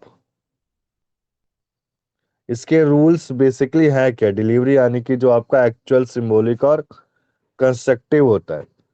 इसमें सबसे पहले डिलीवरी का एक रूल देखो आप। हाँ, अगर कोई रॉन्ग क्वालिटी है, शॉर्ट डिलीवरी की जा रही है, तो या तो इसको एक्सेप्ट कर सकते हैं या फिर रिजेक्ट कर सकते हैं। अगर एक्सेप्ट कर लिया तो उतना अमाउंट हमें उसको पे करना पड़ेगा। मान लो अगर एक्सेस डिलीवरी हो रही है तो सारे गुड्स को एक्सेप्ट करेंगे या फिर रिजेक्ट करेंगे। अगर मिक्स डिलीवरी हो रही है तो एक्सेप्ट करेंगे या फिर रिजेक्ट करेंगे। अब देखो, जब जब रिजेक्ट किया जा रहा है तो बायर रिजेक्ट करेगा पूरे के पूरे गुड्स को, ठीक है ना, वो ये नहीं करेगा कि थोड़ा पार्ट रखेगा, तो मतलब गुड्स का, जैसे उसको कुछ अमाउंट, जैसे सपोज 1000 वीट कुंट जैसे 1 कुंटल वीट या राइस मिला है, तो इस केस में वो वीट और राइस को ना रख के उसको वापस कर देगा, ठीक है ना। रिजेक्ट गुड्स माने कि पूरा का पूरा गुड्स वापस कर देना। इस केस में बायर क्या कर सकता है, डैमेजेस क्लेम कर सकता है फॉर डिले के लिए भी। अब इसमें देखो डिलीवरी ऑफ गुड्स में क्या क्या इसके रूल्स हैं। बायर एक पोजीशन होनी चाहिए गुड्स को एसेस करने के लिए। डिलीवरी ऑफ गुड्स में एक प्रॉपर डिमांड होनी चाहिए। गुड्स पोजीशन होने चाहिए थर्ड पर्सन के लिए। डिलीवरी कैरियर और वार फिंगर के थ्रू होना चाहिए। इसके बाद place of delivery of goods देखना चाहिए, अगर स्पेसिफाइड है तो सच कॉन्ट्रैक्ट में बोल रखा है तो उसी जगह होगा, अगर कॉन्ट्रैक्ट में नहीं बोल रखा तो जहाँ पे प्लेस ऑफ सेल होगी, जहाँ पे place of agreement to sale होगा, या फिर मैन्युफैक्चर जहाँ पे कोई एग्जिस्टेंस नहीं है गुड्स का। इसके बाद देखो time for delivery of goods, time of delivery of goods में भी सेम, अगर कॉन्ट्रैक्ट में स्पेसिफाइड है तो हम स्पेसिफाइड टाइम में करेंगे। अगर कॉन्ट्रैक्ट में स्पेसिफाइड नहीं तो बिजनेस आवर या फिर वर्किंग आवर्स डेज में करेंगे, यानी कि मंडे टू फ्राइडे। और बिजनेस आवर कहने का मतलब है 10 to 6 PM, 10 AM to 6 PM। इसके बाद देखो टाइम फॉर डिमांड और टेंडर ऑफ डिलीवरी होने चाहिए एक रीजनेबल टाइम में। एक्सपेंसेस बियर करने चाहिए, जो भी जैसे डिलीवरी चार्जेस है उस कौन पे करेगा, बायर पे करेगा। इस दोनों के बीच में सेलर और बायर का एक एग्रीमेंट, मतलब एक म्यूचुअल कंसेंट होना चाहिए कि बायर उसको पे करेगा डिलीवरी चार्जेस जब उसके पास गुड्स की डिलीवरी होगी।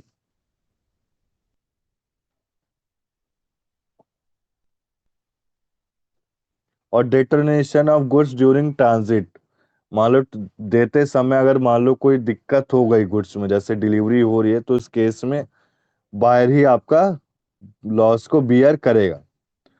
इसके बाद डिलीवरी ऑफ गुड्स इंस्टॉलमेंट में हो रही है तो भी कौन पे करेगा, बायर ही पे करेगा, ठीक है। इसके बाद देखो बेटा आपका अनपेड सेलर आता है, ठीक है ना। बेसिकली अनपेड सेलर में पिछला पॉइंट सबको क्लियर है, ट्रांसफर ऑफ ओनरशिप है, सीमा, मिक्की, देवेंद्र। ठीक है सर, आगे चलिए। मिक्की क्लियर है कि नहीं क्लियर है? हाँ क्लियर है sir.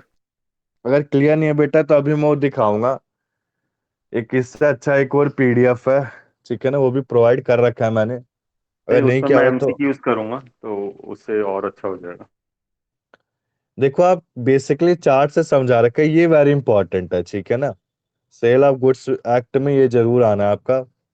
What are the rights of unpaid seller, basically right of unpaid seller, अगर सेलर को अनपेड कहने का मतलब क्या है सबसे पहले हम समझेंगे कि बायर ने कोई गुड्स को परचेज कर लिया सेलर से और सेलर को उसका अमाउंट पे नहीं करा है, तो इस केस में सेलर के लिए क्या वर्ड यूज किया जाएगा? अनपेड।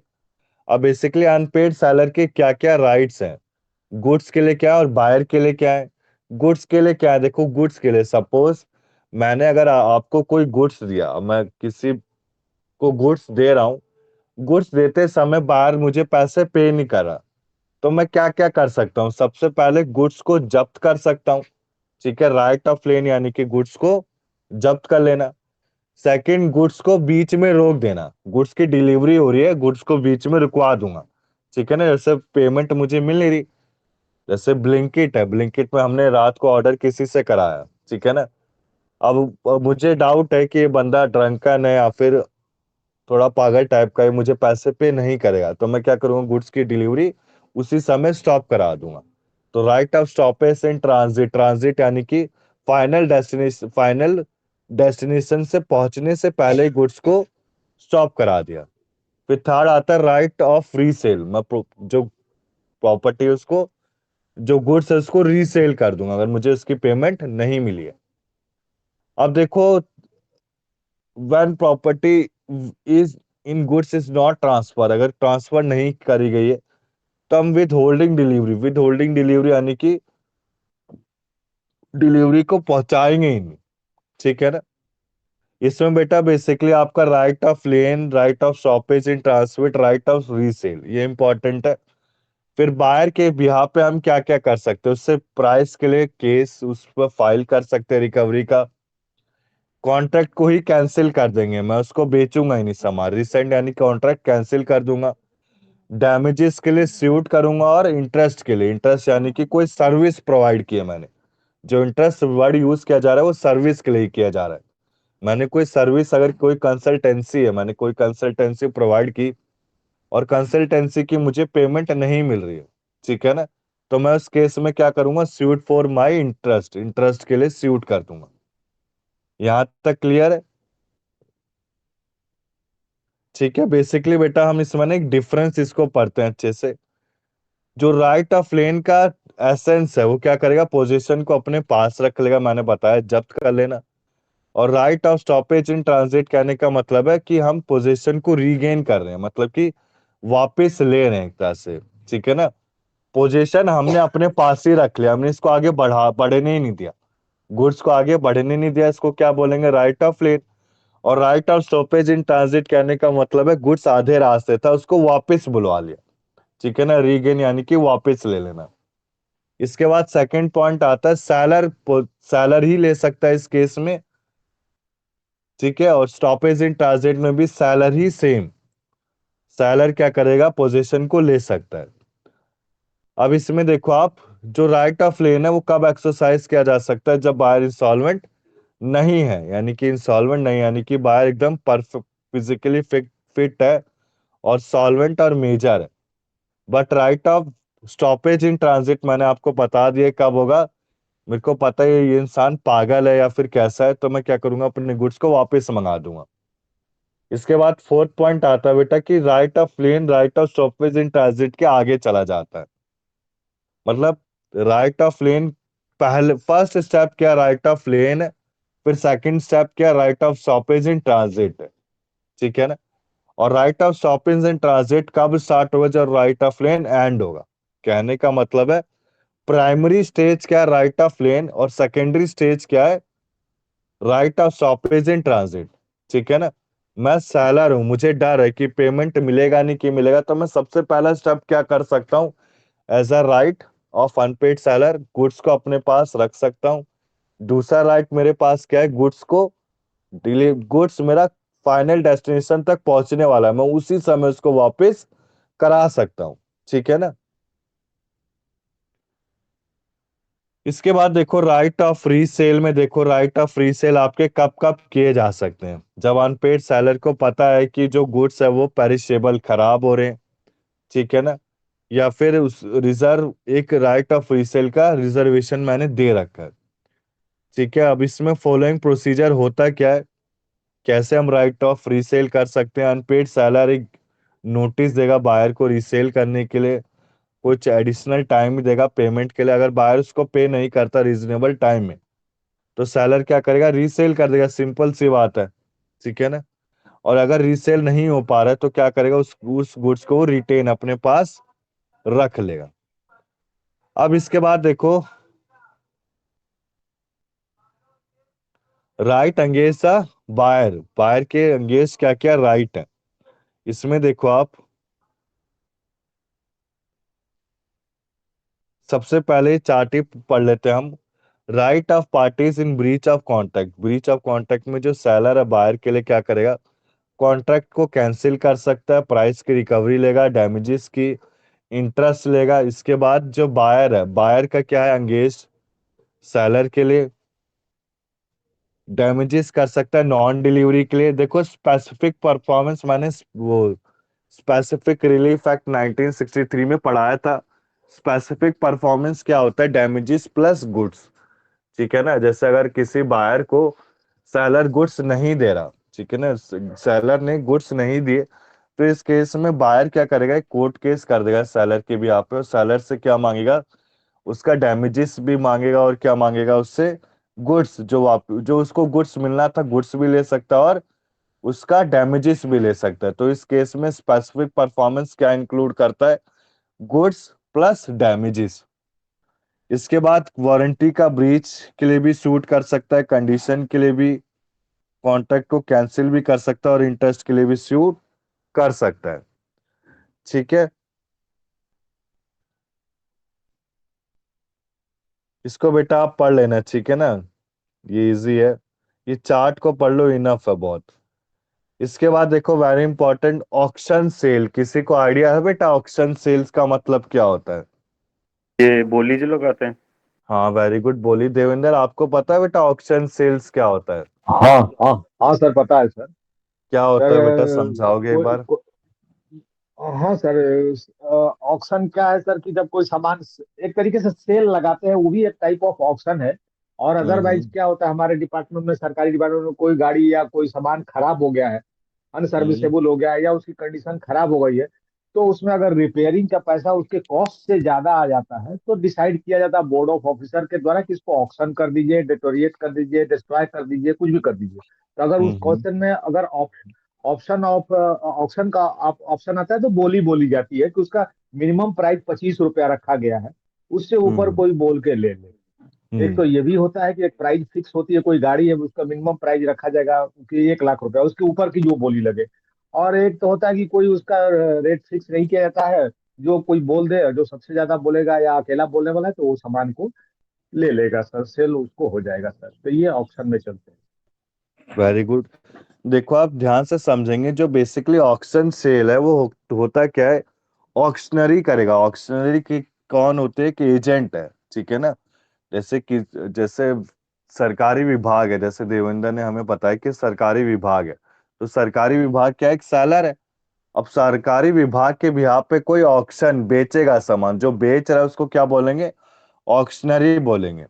अब वो क्या करेगा, वो person to bid, bid for goods sold, bid यानी कि एक बिड प्रोवाइड करेगा गुड्स को बेचने के लिए, ठीक है ना।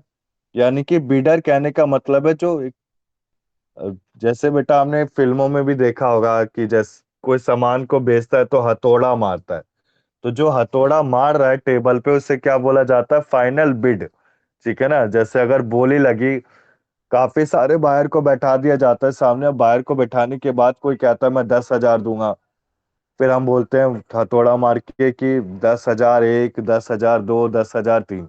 अगर जब जो ऑक्शनरी जस्ट 10,003 बोल दे तो फाइनल बिड माना जाता है, ठीक है ना। उसके बाद अगर उसी बीच में तीन बोलने से पहले अगर कोई 11,000 या 15,000 बोलता है तो उससे फाइनल माना जाएगा। अगर कोई 20,000 बोलता है तो उससे फाइनल माना माना जाएगा, ठीक है ना। तो बिड कहने का मतलब है नॉक डाउन, हथौड़ा मार के जो गुड्स को सेल कर रहा है। बेसिकली बेटा ये जो ऑक्शन सेल है ना, कहाँ की जाती है, ये आपके जैसे पेंटिंग होती है ना, स्कल्पचर्स, पेंटिंग और ड्राइंग, ये पेंटिंग और स्कल्पचर्स, मूर्ति जब कोई बेचता है ना, मूर्ति और पेंटिंग, तब की जाती है ऑक्शन सेल्स। और ये ज्यादातर सर परफॉर्म, बैंक भी कभी कभी प्रॉपर्टी सीज करती है, तो अपना पैसा रिकवर करने के लिए चीजों को ऑक्शन के लिए बिड निकालती है सर। हाँ, वेरी गुड। जैसे यहाँ कोई हाँ, जैसे फिक्स कोई प्राइस प्रॉपर्टी नहीं पे होता। किसी ने लोन दिया है या किसी गाड़ी पे लोन दिया है, अगर वो हम्म पेमेंट नहीं हो रहा है, रिकवरी नहीं हो रही है, तो उसको क्या करती है, पोजीशन में ले लेती है बैंक, और हम्म उसके बाद फिर उसका बिड देती है और फिर उसके हिसाब से उसको ऑक्शन कर देती है। वेरी गुड, एकदम करेक्ट है आपका बेटा। हाँ सर, और मॉडर्न डे में जैसे इनिशियल पब्लिक ऑफरिंग आईपीओ कोई कंपनी बेचती है ना, तो उसके शेयर्स में भी बिड लगाती है वो, इतने हाँ, शेयर्स इतने के। तो उसमें भी बिडिंग प्रोसेस ही होता है जिससे शेयर्स खरीदे जाते हैं आईपीओ में। जो तो जो आईपीओ आप मिकी कह रहे हो इनिशियल बेटा, पब्लिक आईपीओ में। मतलब हाँ, शेयर मार्केट में नहीं, तो शेयर उसमें जो, उसमें तो प्राइस फिक्स होता है कि इतने नहीं से उसमें इतने के प्राइस बीच में फिक्स नहीं प्राइस होता। फिक्स नहीं होगा। नहीं देवेंद्र जी, हाँ प्राइस हाँ, एक फिक्स रेंज होता है आईपीओ प्राइस का। आईपीओ जो, में प्राइस होता है फिक्स हाँ होता बेटा। है, उसमें आप 500 से बिडिंग लेके करते हैं। 510 के बीच में चलेगा। हाँ तो बिडिंग नहीं उसमें होता, ही उसमें करोड़ों प्राइस लोग का जुट जाते रेंज हैं दे तो। देते हैं। हाँ तो वो बिडिंग प्रोसेस ही होता है, तभी उधर बिड करना नहीं, हाँ, होता तो है मिकी लेकिन किसी वो शेयर। मिकी वो आप गलत ऑक्शन बोल जैसा रहे नहीं हो। होता है वो। मिकी आप गलत बोल रहे हो। जो आईपीओ हम करते हैं ना, देवेंद्र सही बोल रहे हैं, मैंने भी आईपीओ में पैसा लगाया है। तो बेसिकली जो आईपीओ में ना एक प्राइस फिक्स होता है। ऑक्शन प्राइस सेल बैंड कहने होता का है सर, उसका मतलब। एक प्राइस बैंड हाँ। होता है। उस बैंड हम्म में फ्लक्चुएट करके 10-5 रुपए ऊपर नीचे करके वहीं कहीं फिक्स हो जाता है, जब हाँ उसका सर, फाइनल लेकिन वो जब दस अनाउंसमेंट पाँच होता रुपए है। जो होते हैं ना, वो जोड़ के अच्छे खासे हो वो जाते हैं, इसलिए वो बिडिंग बोला जाता है उसे। तो बेटा प्रॉफिट मिल रहा है ना आपको। एग्जैक्टली तो वो ही ऑक्शन एक एक दो दो में ही बहुत फर्क आ जाता है, इसलिए उसको एक फ्लक्चुएट होता है, फिक्स प्राइस लेकिन नहीं होता। लेकिन वो ऑक्शन नहीं होता है, वो ऑक्शन नहीं ऑक्शन होता नहीं है, वो माना नहीं, मैं जाए ये ऑक्शन तो। नहीं तो होता बेसिकली है। बिडिंग प्रोसेस वो तो बोल रहा फिक्स हूँ है, वो कि प्राइस मॉडर्न बैंड टाइम्स में। होता है, that is separate thing, that is separate thing, वो प्राइस बैंड होता है। हम्म हाँ, मैं बिडिंग प्रोसेस के उसमें बोल रहा हूँ कि इसमें भी ऐसे मतलब मॉडर्न टाइम्स में ऐसे बिडिंग किया जाता है। अब हर हर वक्त करेक्ट। तो हथौड़ा लेके हर जगह नहीं होएगा ना। नहीं नहीं, सही बिडिंग बात। प्रोसेस अलग है, ऑक्शन अलग है। देखिए, हम कोई सामान मान लीजिए डिपार्टमेंट के लिए खरीदना चाहते हैं, तो हम एक अनाउंसमेंट कर देते हैं, एक विज्ञप्ति दे हम्म देते हैं, है ना।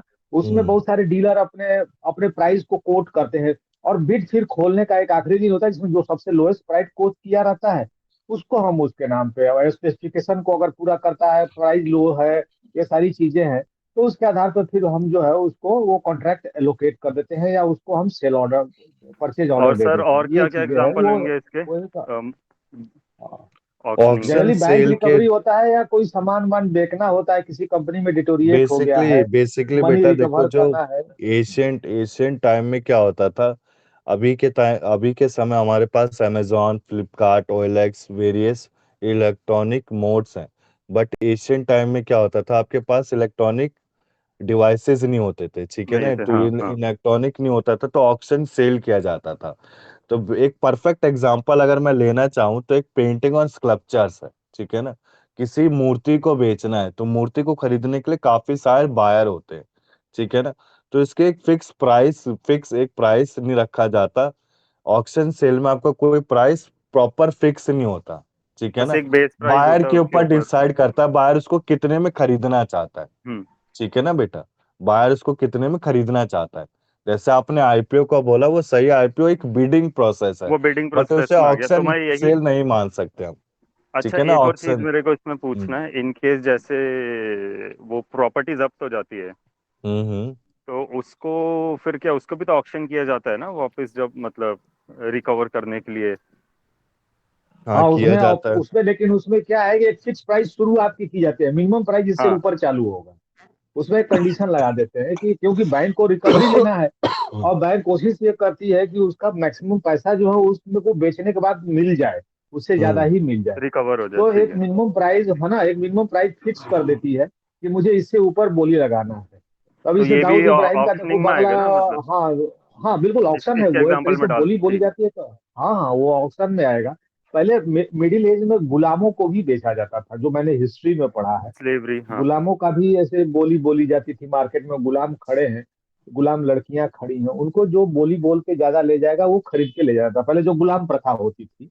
तो वो हमारे मिडिल एज में जब आप हिस्ट्री पढ़ेंगे होंगे हाँ, तो शायद स्लेवरी आइडिया प्रोसेस, लगेगा। हाँ, होता पड़ा है। हाँ हाँ हाँ, तो उसमें भी यही गुलामों का भी ऑप्शन होता था, वर्ल्ड वाइड ये सब सारी चीजें होती थी।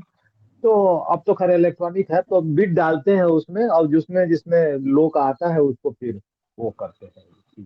ठीक है, इनकेस अगर रिटर्न में आया तो ये सब ध्यान में रखना है ना, एग्जांपल्स क्या क्या देने हैं। हम्म। अब देखो ठीक है बेटा, सर, आगे बेसिकली बढ़ो। ऑक्शन सेल्स में जो आपका रूल्स है वो क्या क्या है, देखो इसको ध्यान से समझेंगे। देखो अगर गुड्स आपके लॉट्स में बेचे जा रहे हैं तो उसको क्या माना जाएगा, deem to be sold in lot. Auction sale में सेल आपकी कंप्लीट और ओनरशिप कब मानी जाएगी, कंप्लीट मैंने आपको बता दिया, जब फाइनल बिड किया जाएगा। फाइनल बिड कब किया जाता है, फॉल ऑफ हैमर में, ठीक है ना, ये आ रखा है एमसीक्यू में क्वेश्चन। फाइनल और complete sale is made on auction sale when is final sale is completed in auction sale. तो इसका आंसर करेक्ट होगा बाय फॉल ऑफ हैमर। जब हैमर को मतलब हथौड़ा मारा जाता है तो आपकी जो सेल है वो फाइनल मानी जाती है। इसके बाद थर्ड पॉइंट आता है कि जब ऑक्शन सेल आपका कंप्लीट हो जाता है, जब फॉल ऑफ हैमर हो गया, हथौड़ा मार दिया और किसी बाय ने प्राइस बोल दी, सपोज मैंने बोला 25,000, तो मैं 25,000 के बाद उस प्राइस को कम नहीं करा सकता मैं किसी भी हालत में, या फिर प्राइस देने से मना भी नहीं कर सकता, ठीक है ना। तो जो बिडर में retract his bid any time before auction sale is completed. इसके बाद देखो एक रिजर्व प्राइस और अपसेट प्राइस फिक्स किया जाएगा। रिजर्व प्राइस के बाद नॉकिंग डाउन की जाती है हाईएस्ट बिडर तक। कहने का मतलब है जैसे मैं अपनी मूर्ति बेच रहा हूँ 1,000 रुपए की, तो 1,000 से लेके वो उसकी प्राइस बढ़ेगी, घटेगी नहीं। 1,000 से वो जो प्राइस है, कोई अगर बायर अच्छा मिल गया रिच देने के लिए तो 1 लाख भी दे सकता है, 10,000 भी दे सकता है। जैसे जो सलमान खान है, सलमान खान अपनी पेंटिंग को बेचता है, ठीक है ना, तो सलमान खान जो पेंटिंग को बेच रहा है उसमें उसका बायर कोई भी हाईएस्ट अमाउंट पे कर सकता है देने को, तो उसकी पेंटिंग का कोई 1 करोड़ भी दे सकता है, और कोई सेकंड अगर बायर आ गया तो 10 करोड़ भी दे सकता है। तो सलमान खान ने जो पेंटिंग का प्राइस फिक्स कर रखा है उसे क्या बोलेंगे, रिजर्व प्राइस, ठीक है ना। ये रिजर्व प्राइस आपका हाईएस्ट प्राइस तक भी पहुंच सकता है।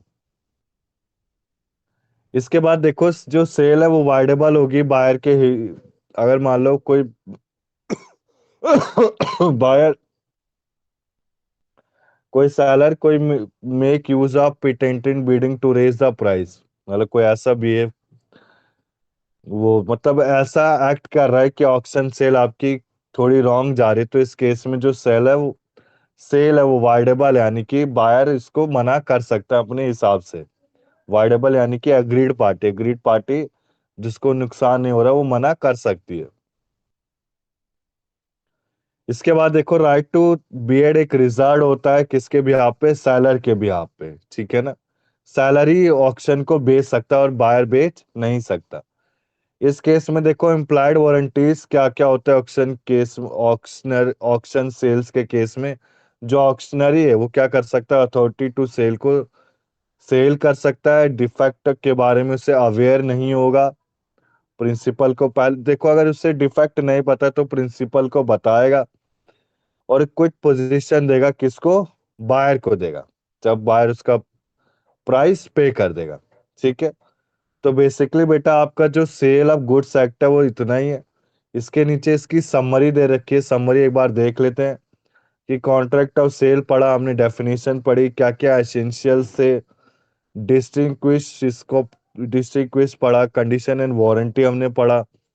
ये कंडीशन एक बार देख लेना बेटा सारी, ठीक है ना। डॉक्ट्रिन ऑफ कैप्टन एम्प्टोर पढ़ा, इंपॉर्टेंट है। फिर देखो अगर एग्जामिनेशन पॉइंट से अगर आपको पढ़ना है तो आप सबसे पहले अनपेड सेलर कंडीशन वारंटी पढ़ना बस, ठीक है ना, यही इंपॉर्टेंट है और मेरे हिसाब से कुछ नहीं है इसमें। जो बुक 1 है ना आपकी, बुक 1 जो आएगी बेटा एग्जाम में, वो बुक 1 3 टॉपिक को कवर कर रही है।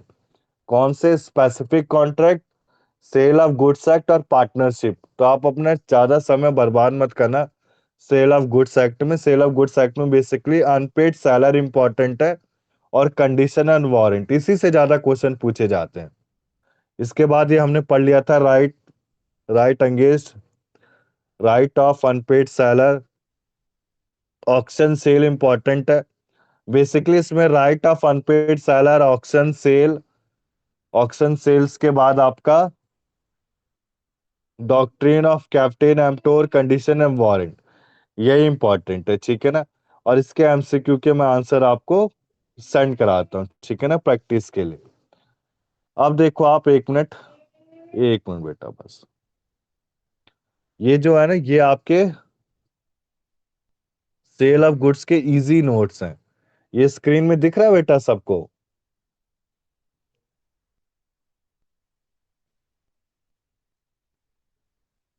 दिख रहा है?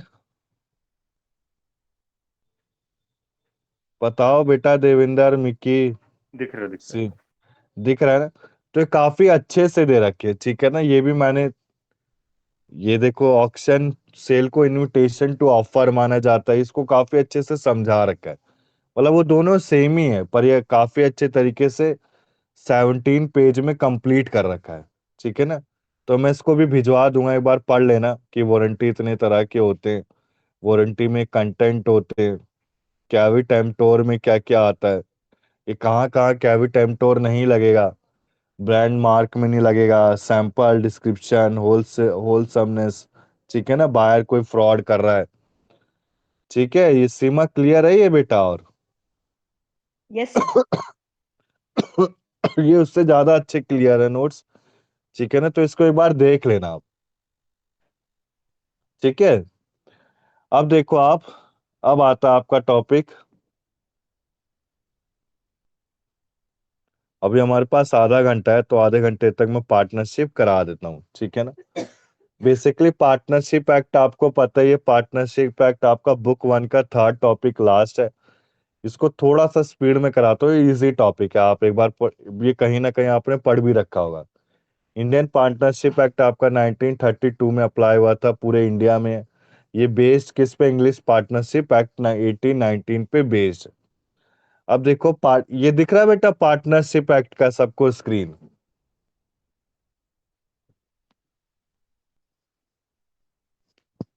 बताओ बेटा देवेंद्र, सीमा, दिख रहा है दिख रहा सर। है सर।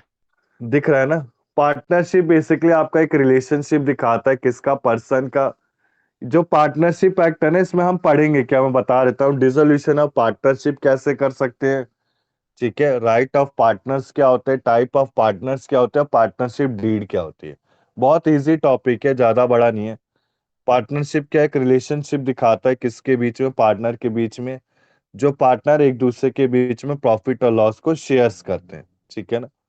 तो बेसिकली फर्म, देखो, जो पार्टनर होते हैं किसी फर्म के अंडर काम करते हैं, ठीक है? जैसे आपका एडवोकेट, आप, फर्म क्या है? कलेक्टिव ऑफ पार्टनर्स है। फर्म नेम क्या है? बिजनेस का नाम दे दिया जाता है, ठीक है ना? जो पर्सन पार्टनरशिप में काम कर रहे हैं एक दूसरे के साथ, उन्हें पार्टनर्स बोला जाता है। इसके बाद देखो, partnership firm can not use word limited as part of its time. जो पार्टनरशिप फर्म है वो लिमिटेड वर्ड को यूज नहीं कर सकती है। पार्टनरशिप फर्म के क्या क्या एसेंशियल एलिमेंट्स है? सबसे पहले दो पार्टीज होंगे, ये जो दो पार्टीज है ये नेचुरल और आर्टिफिशियल है। इनके बीच में एग्रीमेंट होगा। एग्रीमेंट आपका ओरल भी हो सकता है, राइटिंग भी। एक्सप्रेस और इम्प्लाइड। एक्सप्रेस यानी कि बाय वर्ड और राइटिंग, और implied bye the act of law और कोड ऑफ कंडक्ट। जो एग्रीमेंट है इनके बीच में प्रॉफिट को शेयर करने का, प्रॉफिट एंड लॉस, ठीक है ना? लॉस भी आता है। तो जो बिजनेस सब कैरिड ऑन करेगा किसी ड्यूटी को परफॉर्म करने के लिए, ठीक है ना? इसमें इंपॉर्टेंट पॉइंट है, पढ़ लेना एक बार, कि हिंदू अनडिवाइडेड फैमिली। ये हिंदू अनडिवाइडेड फैमिली क्या होता है? जैसे एसएससी का पार्ट होता है इनकम टैक्स में, एसएससी जो टैक्स को पे करते हैं उनको वर्ड दिया जाता है नाम एसएससी। एसएससी में क्या क्या आता है? Individual, Hindu undivided family, company, partnership firm, ठीक है? Association of person, body of individual और लोकल म्युनिसिपैलिटी। तो हिंदू अनडिवाइडेड फैमिली बेसिकली होता है कि होते क्या है? एक तरह के हिंदू अनडिवाइडेड फैमिली एक पार्टनरशिप ही है, बट क्या है? पार्टनरशिप एक फैमिली, फैमिली के अंदर है। फैमिली के अंदर जो मेन हेड है उसे कर्ता बोलते हैं, और जो उसके मेंबर्स है उसे को पार्टनर बोलते हैं। ये जो हिंदू अनडिवाइडेड फैमिली पाई कहाँ जाती है? आपकी वेस्ट बंगाल और all over India. West Bengal में ये मैंने पढ़ा भी रखा है बेटा, याद करो, फैमिली लॉ में हमने पढ़ रखा है हिंदू हाँ, अनडिवाइडेड मिताक्षर फैमिली। और दया भाग्य के बीच हाँ, ये में। कराया था मैंने, ठीक है ना? आप ही को ही कराया था सबको। तो जो मेंबर्स हैं हिंदू अनडिवाइडेड फैमिली के, पार्टनरशिप नहीं माने जाते, ठीक है ना? इसमें बुद्धिस्ट हस्बैंड और वाइफ कोई बिजनेस करे वो भी पार्टनर नहीं माने जाते। ठीक है ना। इसके बाद देखो आप बात को समझना, माइनर क्या पार्टनर फर्म का माना जाएगा? माइनर देखो ध्यान से समझना, minor can be admitted as a partner of a firm but do not liable for a share of profit. ठीक है ना। देखो माइनर को हम पार्टनर बना सकते हैं म्यूचुअल कंसेंट ऑफ पार्टनर से, पर पार्टनर आपका क्या लाइबल नहीं है प्रॉफिट और लॉस के लिए। तो देखो आप, right of minor in partnership, ये बोल रखा है बेटा राइट ऑफ माइनर शेयर कर सकता, बट अगर रियल लाइफ में देखे तो नहीं कर सकता। ठीक है ना। जो पार्टनरशिप एक्ट है वो आपका एलएलपी के अंडर ही आता है, एलएलपी लिमिटेड लायबिलिटी पार्टनरशिप। इसमें आपको रजिस्ट्रेशन नहीं लेनी, मैं मानता हूँ पार्टनरशिप फॉर्म में नहीं लेनी, पर एमसीए की जब हम एमसीए पोर्टल में कंपनी क्रिएट करते हैं, ठीक है ना, बेसिकली जो पार्टनरशिप बनती है कौन बनाते हैं बताता हूँ। जैसे चार्टर्ड अकाउंटेंट, कंपनी सेक्रेटरी, ये सब मिलके पार्टनरशिप फर्म बना रहे हैं। तो पार्टनरशिप फर्म बनाने के लिए बोला जाता है, आपके एक्ट में बोला गया है कि हम रजिस्ट्रेशन नहीं लेंगे, ऑप्शनल है, बट क्या है रजिस्ट्रेशन हमें लेनी ही पड़ती है बेटा। ठीक है ना। तो इसमें जो बोल रहा है ना कि right of minor partnership firm, ये तो बुक केस है कि वो शेयर कर सकता है, प्रॉपर्टी में शेयर ले सकता है, अकाउंट को सर इंस्पेक्ट मेरे कर ख्याल सकता है। से शेयर उसको पार्टनर बनाया जा सकता है बट वो लाइबल नहीं होगा। हाँ लाइबल नहीं है, वही मैं आपको समझा रहा हूँ, ये बुक की इस लैंग्वेज में बेटा लिख रखा है आपको कि प्रॉफिट के लिए वो शेयर लेगा, प्रॉपर्टी के लिए अकाउंट्स देख सकता है, कॉपी ऑफ अकाउंट्स को देख सकता है। आप खुद सोचो, माइनर को क्या नॉलेज होगी अकाउंट्स के बारे में, अकाउंटिंग क्या होती है, प्रॉफिट लॉस बैलेंस शीट क्या होते हैं, तो क्या इंस्पेक्ट करके वो देख के कर भी क्या लेगा। ठीक है ना। तो ये बुकिश लैंग्वेज है, ऐसा रियल लाइफ में ऐसा कुछ होता नहीं है, माइनर को एडमिट करा ही नहीं जाता, सिंपल आंसर नो होता है। ठीक है ना।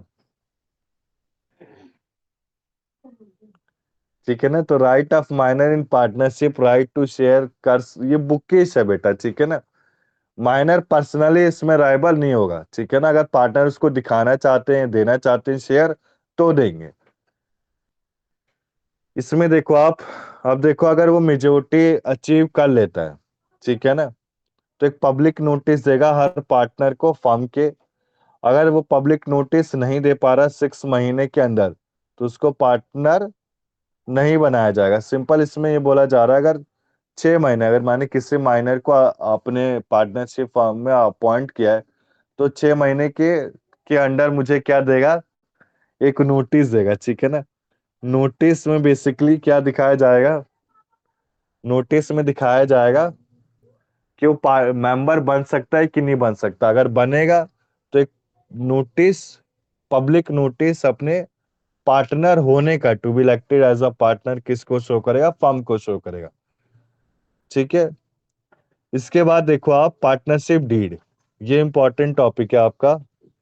मतलब एज ऑफ मेजोरिटी के 6 महीने तक का उसके बाद समय होता है, हाँ अगर उसमें वो नहीं करता तो ठीक है। बेसिकली बेटा पार्टनरशिप ऑफ डीड कहने का मतलब है, पार्टनरशिप डीड जैसे आप अपने कॉलेज या स्कूल में आप पढ़ाई कर रहे हैं, तो आपकी डेली अटेंडेंस लगाई जाती है। ठीक है ना।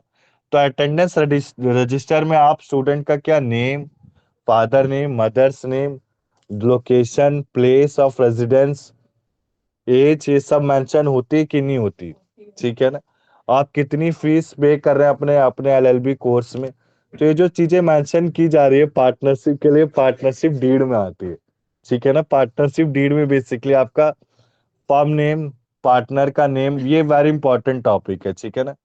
Name and address of partner, detail of business of partnership firm, address of business, place, profit sharing ratio, right of partner, liability of partner, ये सारे मेंशन की जाएगी। ठीक है ना। इसको एक बार रीड कर लेना है। पार्टनर को कितनी सैलरी दी जा रही है, कमीशन, रेम्युनरेशन, सब में किस में मेंशन होता है, पार्टनरशिप डीड में होता है। अब देखो पार्टनरशिप डीड कोई कंपलसरी नहीं कि पार्टनर बनाएंगे, ये एक रिटर्न डॉक्यूमेंट है। मैंने आपको क्या बताया, जो पार्टनरशिप अगर रियल लाइफ में हम लीगल टर्म्स में देखें बेटा, तो कोई अगर पार्टनर बनता है ना, तो उसको अपने रजिस्ट्रेशन के लिए बोला गया एक्ट में कि ऑप्शनल है। ठीक है ना। अगर उसको रजिस्ट्रेशन लेना है तो एमसीए की साइट में जाके रजिस्ट्रेशन लेता है बेसिकली। जब वो रजिस्ट्रेशन ले रहा है तो पार्टनरशिप डीड बनाने की तो जरूरत है ही नहीं। एक तरह से फिजिकल फॉर्म है, रजिस्टर्ड फॉर्म में बनाया गया है, ठीक है ना। अगर फर्म रजिस्टर्ड करती है तो कॉपी ऑफ डीड किसको दी जाएगी? रजिस्ट्रार ऑफ फर्म को। अब रजिस्ट्रार्ड ऑफ फर्म क्या माना जाता है? ROC, ROC registered of companies, ठीक है ना। जैसे आप एडवोकेट बनते हैं बेटा, ठीक है ना, तो आपको अगर केस लड़ने के लिए एक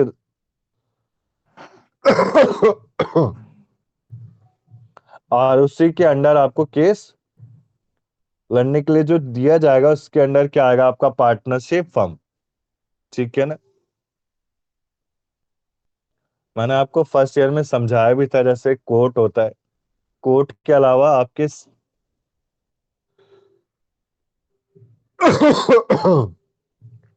कोर्ट में तो हम सिविल क्रिमिनल केस लड़ते हैं, ठीक है ना। इसके अलावा जैसे मैंने आपको एक वर्ड क्लिक करवाया होगा बेटा, किसी को ध्यान हो फर्स्ट ईयर में हमारी स्टार्टिंग क्लासेस में, कि हमें किसी कंपनी का केस लड़ना है, ठीक है ना, अदर देन सिविल और क्रिमिनल केस में, तो किस कोर्ट में मतलब किया जाता है देवेंद्र? कुछ आइडिया है मिकी आपको? सर मैंने मीडिएशन वगैरह में जाता है, मीडिएशन वगैरह, मीडिएशन, वो आर्बिट्रेशन? आर्बिट्रेशन सेशन सर, नहीं बेटा, एक कोर्ट का आर्बिट्रेशन। नाम बताया था मैंने, याद करो आप सेशन सब। Court, session court. Session court नहीं नहीं नहीं सीमा। सेशन कोर्ट तो फैमिली कोर्ट के अंडर, उसके अंडर में होता है, सेशन कोर्ट तो अलग है। लोक अदालत अलग चीज थी, लोक अदालत और में क्या तो चालान। सर लॉ ट्राइब्यूनल होता है क्या, मतलब कोई अलग से हाँ यूनिट है? ट्राइब्यूनल, वेरी गुड, मिकी को याद है, ट्रिब्यूनल कोर्ट, थोड़ा थोड़ा। ठीक है ना। ट्रिब्यूनल याद है? ट्रिब्यूनल मैंने आपको फर्स्ट क्लास मतलब जब स्टार्ट किया था तो मैंने आपको बताया था कि डिस्ट्रिक्ट हाई कोर्ट और सुप्रीम कोर्ट तो सिविल और सबसे क्रिमिनल पहली केस क्लास में करते आपने हैं। बताया था, वो हाँ याद है। ट्रिब्यूनल कोर्ट में क्या होता है बेसिकली आपका, आरओसी, आरओसी के बारे में, जैसे आरओसी कंपनीज का हो गया, ठीक है ना, कंपनीज की डीलिंग हो गई, और मतलब अदर देन बेटा, ठीक है ना, मैंने करा रखा था ट्रिब्यूनल, एक ट्रिब्यूनल बनाया जाता है, ठीक है ना। जैसे सर कि आप, आर्बिट्रेशन भी ट्रिब्यूनल में ही आएगा ना? हाँ बेटा ट्रिब्यूनल में ही आएगा, जी जी। ठीक है ना। ट्रिब्यूनल एक कोर्ट ही है, बट उस कोर्ट में क्या होता है, सिविल और क्रिमिनल केस से अलग लड़ा जाता है। जो कोर्ट में जाते हैं वो एलएलबी नहीं जाते, वो चार्टर्ड अकाउंटेंट और कंपनी सेक्रेटरी जाते हैं, जो अपने क्लाइंट का केस लड़ते हैं, किसके सिर्फ भी आपके। कमर्शियल डिस्प्यूट्स के लिए मतलब होता है ये? हाँ कमर्शियल डिस्प्यूट। और यही सर ट्रिब्यूनल एक ट्राइब्यूनल बड़ा जो है ना सर, ट्राइब्यूनल हम्म, बहुत सारे फील्ड में है सर। जैसे आपका तो आप बोल रहे हैं कमर्शियल फील्ड में है, उसी तरह से आर्मड फोर्सेस ट्राइब्यूनल भी होता है सर। जो आर्मी हाँ से उसका तो रिलेटेड अलग ही जो होता लोग हैं वो अपना केस करते हैं। उस तरह से गवर्नमेंट कैट भी होता है सर, जो गवर्नमेंट से रिलेटेड केसेस को हाँ, ट्राइब्यूनल और एक देखता है। टैक्स तो जीएसटी लोग, ट्रिब्यूनल मैंने हाँ कराया हाँ, था बेटा, तो मुझे एक, याद है। हाँ ट्राइब्यूनल, ट्राइब्यूनल जो है वेरियस जो एस्पेक्ट्स में जो केस लड़े जाते हैं, जो नॉर्मल कोर्ट में ना जाके इन पर्टिकुलर स्पेशलाइज कोर्ट में ही हाँ वो उसको फाइल किया जाता है, हाँ, सो फाइल किया वेरी जाता है, गुड, उसके लिए वेरी ट्राइब्यूनल गुड। बनते हैं। मैंने ये समझाया था ओके आपको, ओके। ठीक है ना। जैसे GST tribunal, goods and service tax का कोई केस है, ठीक है, और ये कंपनीज ट्रिब्यूनल, कंपनीज एक्ट का, ठीक है ना, आर्म फोर्सेस, टोटल 8 ट्रिब्यूनल लिखवाए थे मुझे ध्यान है, ठीक है ना। हम्म। तो बेसिकली जो ट्रिब्यूनल होते हैं इसमें स्पेसिफाइड केस लड़े जाते हैं। तो मेरा कहने का मतलब है, जो पार्टनरशिप डीड आपका फिजिकल फॉर्म में, रजिस्टर्ड फॉर्म में, इसकी एक कॉपी किसको दी जाती है? आरओसी को। आरओसी को यानी कि जब आप रजिस्ट्रेशन करा रहे हैं अपनी फर्म का, तो फर्म का रजिस्ट्रेशन कराते समय आपको क्या देना पड़ेगा? अपनी पार्टनरशिप डीड की एक कॉपी देनी पड़ेगी। क्लियर है बेटा? यहां तक किसी को डाउट है? बताओ बेटा, डाउट है किसी को? No sir. No no. इसके बाद देखो पार्टनरशिप और को ओनरशिप। पार्टनरशिप में अग्रीमेंट से अराइज होता है, और को ओनरशिप ये आपका एग्रीमेंट से अराइज नहीं होता। इसके बाद देखो पर्पस क्या, पार्टनरशिप को ओनरशिप कहने का मतलब है हम एक साथ बिजनेस को चला रहे हैं, पर वो पार्टनर नहीं कहलाते। ठीक है ना। इसमें प्रॉफिट लॉस शेयर क्या आता है, इसमें नहीं क्या आता है, इसमें म्यूचुअल एजेंसी, इसमें म्यूचुअल एजेंसी नहीं है। ठीक है ना। ये फॉर्म कर रहे हैं पार्टनरशिप, ये जॉइंटली फॉर्म नहीं कर रहे हैं। ये प्रॉपर्टी को लेन कर सकते हैं, जब्त कर सकते हैं, और ये जब्त नहीं कर सकते हैं। ठीक है ना। तो बेटा बेसिकली देखो, आज का हम जो टॉपिक है, क्या यहाँ तक करें कि और करें, बताओ देवेंद्र।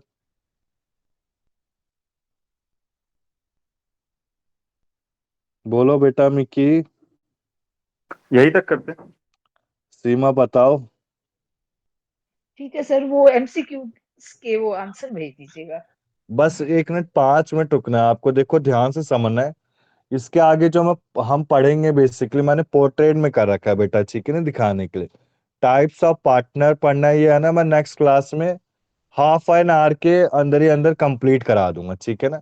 फिर इसके कुछ इंपॉर्टेंट क्वेश्चन बता देंगे बुक 1 के। ठीक है ना। तो आप मुझे बताओ, आप सेकंड बुक कौन से स्टार्ट करनी है। बताओ बेटा, सेकंड बुक कौन सी स्टार्ट करनी है।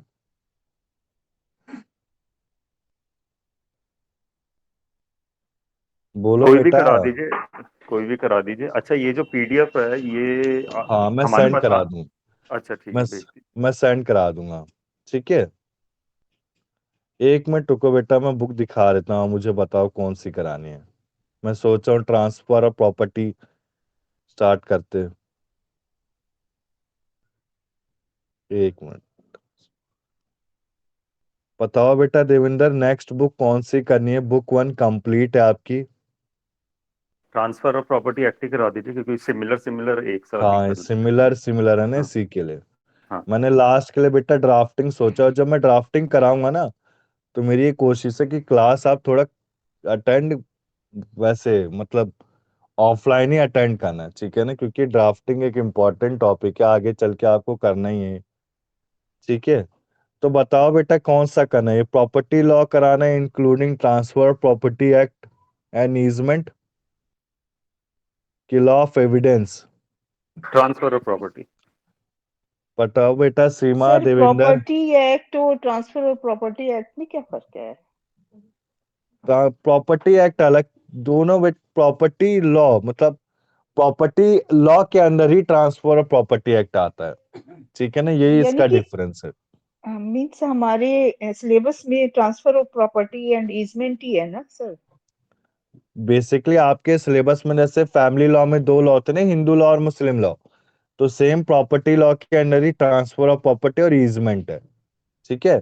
इसको बोलेंगे प्रॉपर्टी लॉ। ठीक है बेटा। Okay sir. बताओ बेटा देवेंद्र, क्या कराना है रिंकू। स्पेसिफिक कॉन्ट्रैक्ट देखो ये कंप्लीट है, नेक्स्ट क्लास में हाफ एन आवर के अंदर हम पार्टनरशिप को कवर अप कर देंगे। ठीक है ना। पार्टनरशिप में देखो यही चीजें पढ़नी है आपको। सेल बेलमेंट मैंने करा दिया है, आपको स्क्रीन में दिख रहा होगा। देखो मैं ऐसे दिखा देता हूँ। स्पेसिफिक कॉन्ट्रैक्ट में हमने देखो ये सारे कवर कर लिए हैं। ठीक है ना। बताओ बेटा। ट्रांसफर ऑफ प्रॉपर्टी एक्ट ही करा दीजिए सर, कोई नहीं सर। वही करा देता हूँ ना मैं पहले। सर मैंने अच्छे से लेसन प्लान बना रखा है ना बेटा, कि क्या कराऊं कि फिर याद है। जब हम फाइनल में आएंगे ना, फाइनल मार्च अप्रैल के मंथ में, तो जब हम ये ऑप्शनल पढ़ेंगे, ऑप्शनल वाला, तो मुझे एक बार बता देना कौन सा कराना है। टैक्सेशन लॉ कराना है कि आपका ये ड्राफ्टिंग तो खैर करना ही है आपको। ठीक है ना, ड्राफ्टिंग ये तो करना ही है। आप मुझे ऑप्शनल में बता देना, ऑप्शनल में क्या करना है। ठीक है ना। ऑप्शनल में आप क्या करना चाहते हो ऐसे बेटा, आपसे पूछ रहा हूँ, अभी टाइम है 5 मिनट का हमारे पास। ये हाँ, ये पांच आपके ऑप्शनल है। 1 मिनट। मम्मी बताओ बेटा सीमा देवेंद्र मिकी रिंकू, ऑप्शनल में क्या करना चाहते हो आप। सर आप बताइए कौन सा बेटर रहेगा? टैक्सेशन प्रैक्टिकल लाइफ से जुड़ा हुआ होगा ना? टैक्सेशन देखो मैं तो अच्छे से करा लूंगा, क्योंकि मैं इसी का टीचर हूँ। ठीक है ना। टैक्सेशन में हम अच्छे से कवर अप कर लेंगे। बट मैं कहना चाहता हूँ, देखो मैं क्या करूंगा, मैं टैक्सेशन तो कराऊंगा ही आपको, इसके साथ जो आपके रियल लाइफ में यूज किया जाएगा ना, ये आपका अगर किसी को इंश्योरेंस लॉ या बैंकरप्सी लॉ पढ़ना हो, ठीक है ना, मैं इन दोनों के भी नोट्स प्रोवाइड कर दूंगा, ठीक है ना बेटा। तो मैं हाँ, आप दोनों के ही प्रोवाइड कर देना। सेकंड, थर्ड और फिफ्थ, ये सेकंड, थर्ड और फिफ्थ इंटरनेशनल इकोनॉमिक लॉ कब यूज किया जाता है, जैसे आप एडवोकेट बने और कोई बाहर का केस लड़ रहे हैं, ठीक है ना, तो मैं देखूंगा, मेरे पास इसके नोट्स अवेलेबल नहीं है मेरे पास, ठीक है ना। मैंने अपनी कंपनी सेक्रेटरी में बैंकरप्सी लॉ, टैक्सेशन लॉ और इंश्योरेंस लॉ पढ़ रखा है अच्छे से, ये ठीक है ना। एक चीज पूछनी है, इंटरनेशनल इकोनॉमिक लॉ ये किसके अंडर आता है, ये अपने में ही है अलग से? ये बेटा जैसे आप एलएलबी बनेंगे ना, एडवोकेट बनने के बाद कोई इंटरनेशनल केस आ गया आपके पास, ठीक है ना, कोई इंटरनेशनल का केस है, उसके लिए किया जाता है, ठीक है ना, जैसे इंटरनेशनल टैक्सेशन होता है सेम वैसे ही, ठीक है। इंटरनेशनल कोर्ट ऑफ जस्टिस में अगर कोई आपको मुकदमा दायर करना होगा हाँ उसके तो लिए। भी, हाँ, ये उस तरीके का जो एक देश से, कंट्री टू कंट्री है सर ये। हम्म। एक देश कंट्री का कोई दूसरे कंट्री का कोई बिजनेस है, डील है या इस तरह का कुछ चीजें है तो उसमें चलते हैं सर। उसी तरह से ठीक है क्रिमिनल ना, है, बहुत तरह की चीजें हैं सर। तो बेसिकली हाँ हम ठीक है, ठीक है। टैक्सेशन लॉ करेंगे अपने इसमें ऑप्शनल में, और बैंक ट्रस्टी लॉ और इंश्योरेंस लॉ में नोट्स प्रोवाइड कर दूंगा, ठीक है ना बेटा, उसकी टेंशन मत लो आप, ठीक है। तो हम नेक्स्ट क्लास में क्या करेंगे, हमारा प्रॉपर्टी लॉ, ठीक है ना, प्रॉपर्टी लॉ स्टार्ट कर देंगे। प्रॉपर्टी लॉ के बाद मैं लॉ ऑफ एविडेंस कराऊंगा, फिर ये कॉन्स्टिट्यूशन लॉ के 2 सब्जेक्ट, फिर हमारा ऑप्शनल, ठीक है ना। तो नेक्स्ट क्लास से हम क्या स्टार्ट कर देंगे, प्रॉपर्टी लॉ स्टार्ट कर देंगे, ठीक है। फिर आज की क्लास प्रॉपर्टी इतनी रख। लॉ के बाद क्या करवाएंगे सर? प्रॉपर्टी लॉ के बाद बेटा लॉ ऑफ एविडेंस, इसके नीचे लिखा है ना, देखो पेपर 4। अच्छा सर, ये फिर वो बुक्स का चक्कर नहीं है, वो चेंज वेंज हो बुक्स, गई है? और बुक्स बेटा वही है सेम, सिलेबस तो मेरे ख्याल आपका से यही तो रहना है, इस सेशन में तो सेम रहेंगी मेरे ख्याल से। सेम ही है बेटा। चेंज मतलब मैं समझा नहीं, चेंज कैसे? वो जो लॉ चेंज हो गए हैं ना सर, कैसे सीपीसी लॉ? सीआरपीसी, वो जो न्यू अभी लॉ उसका आए हैं सर। एग्जीक्यूशन अभी नहीं हुआ है ना मैडम? हाँ जी, एनफोर्समेंट तो नहीं हुआ अभी। नहीं हुआ है तो इसलिए हम, अच्छा दूसरी बात, यूनिवर्सिटी के जो ये जो हम्म सिलेबस है ना, चेंज होना इतना आसान नहीं होता है। इसके लिए बहुत हम्म। सारे रेजोल्यूशन निकलेंगे, बहुत सारी चीजें होंगी, हाँ तो जी, बहुत टाइम तो लगता है आपके इसमें। हिसाब से तो अभी वही हम, बुक्स चलेंगी ना? जी मैडम, हमको तो लगता है कि वही बुक चलेंगी तो और फिर ये इतना जल्दी से बुक्स दे सिलेबस क्यों नहीं नहीं रहे अपडेट हैं? होता। हमें बुक्स इशू नहीं कर रहे इसी चक्कर में कि बुक्स शायद चेंज हो जाए। नहीं नहीं नहीं नहीं, नहीं, वो चेंज नहीं, वो इतना आसान नहीं है। हालांकि वो हमने 1-2 महीने मंगवा में ही लिया, पता खरीद के चलेगा। वहां से, हाँ, खरीद के मंगवाया हमने सर मथुरा आप से। मैम को कहिए ना बुक्स प्रोवाइड करें।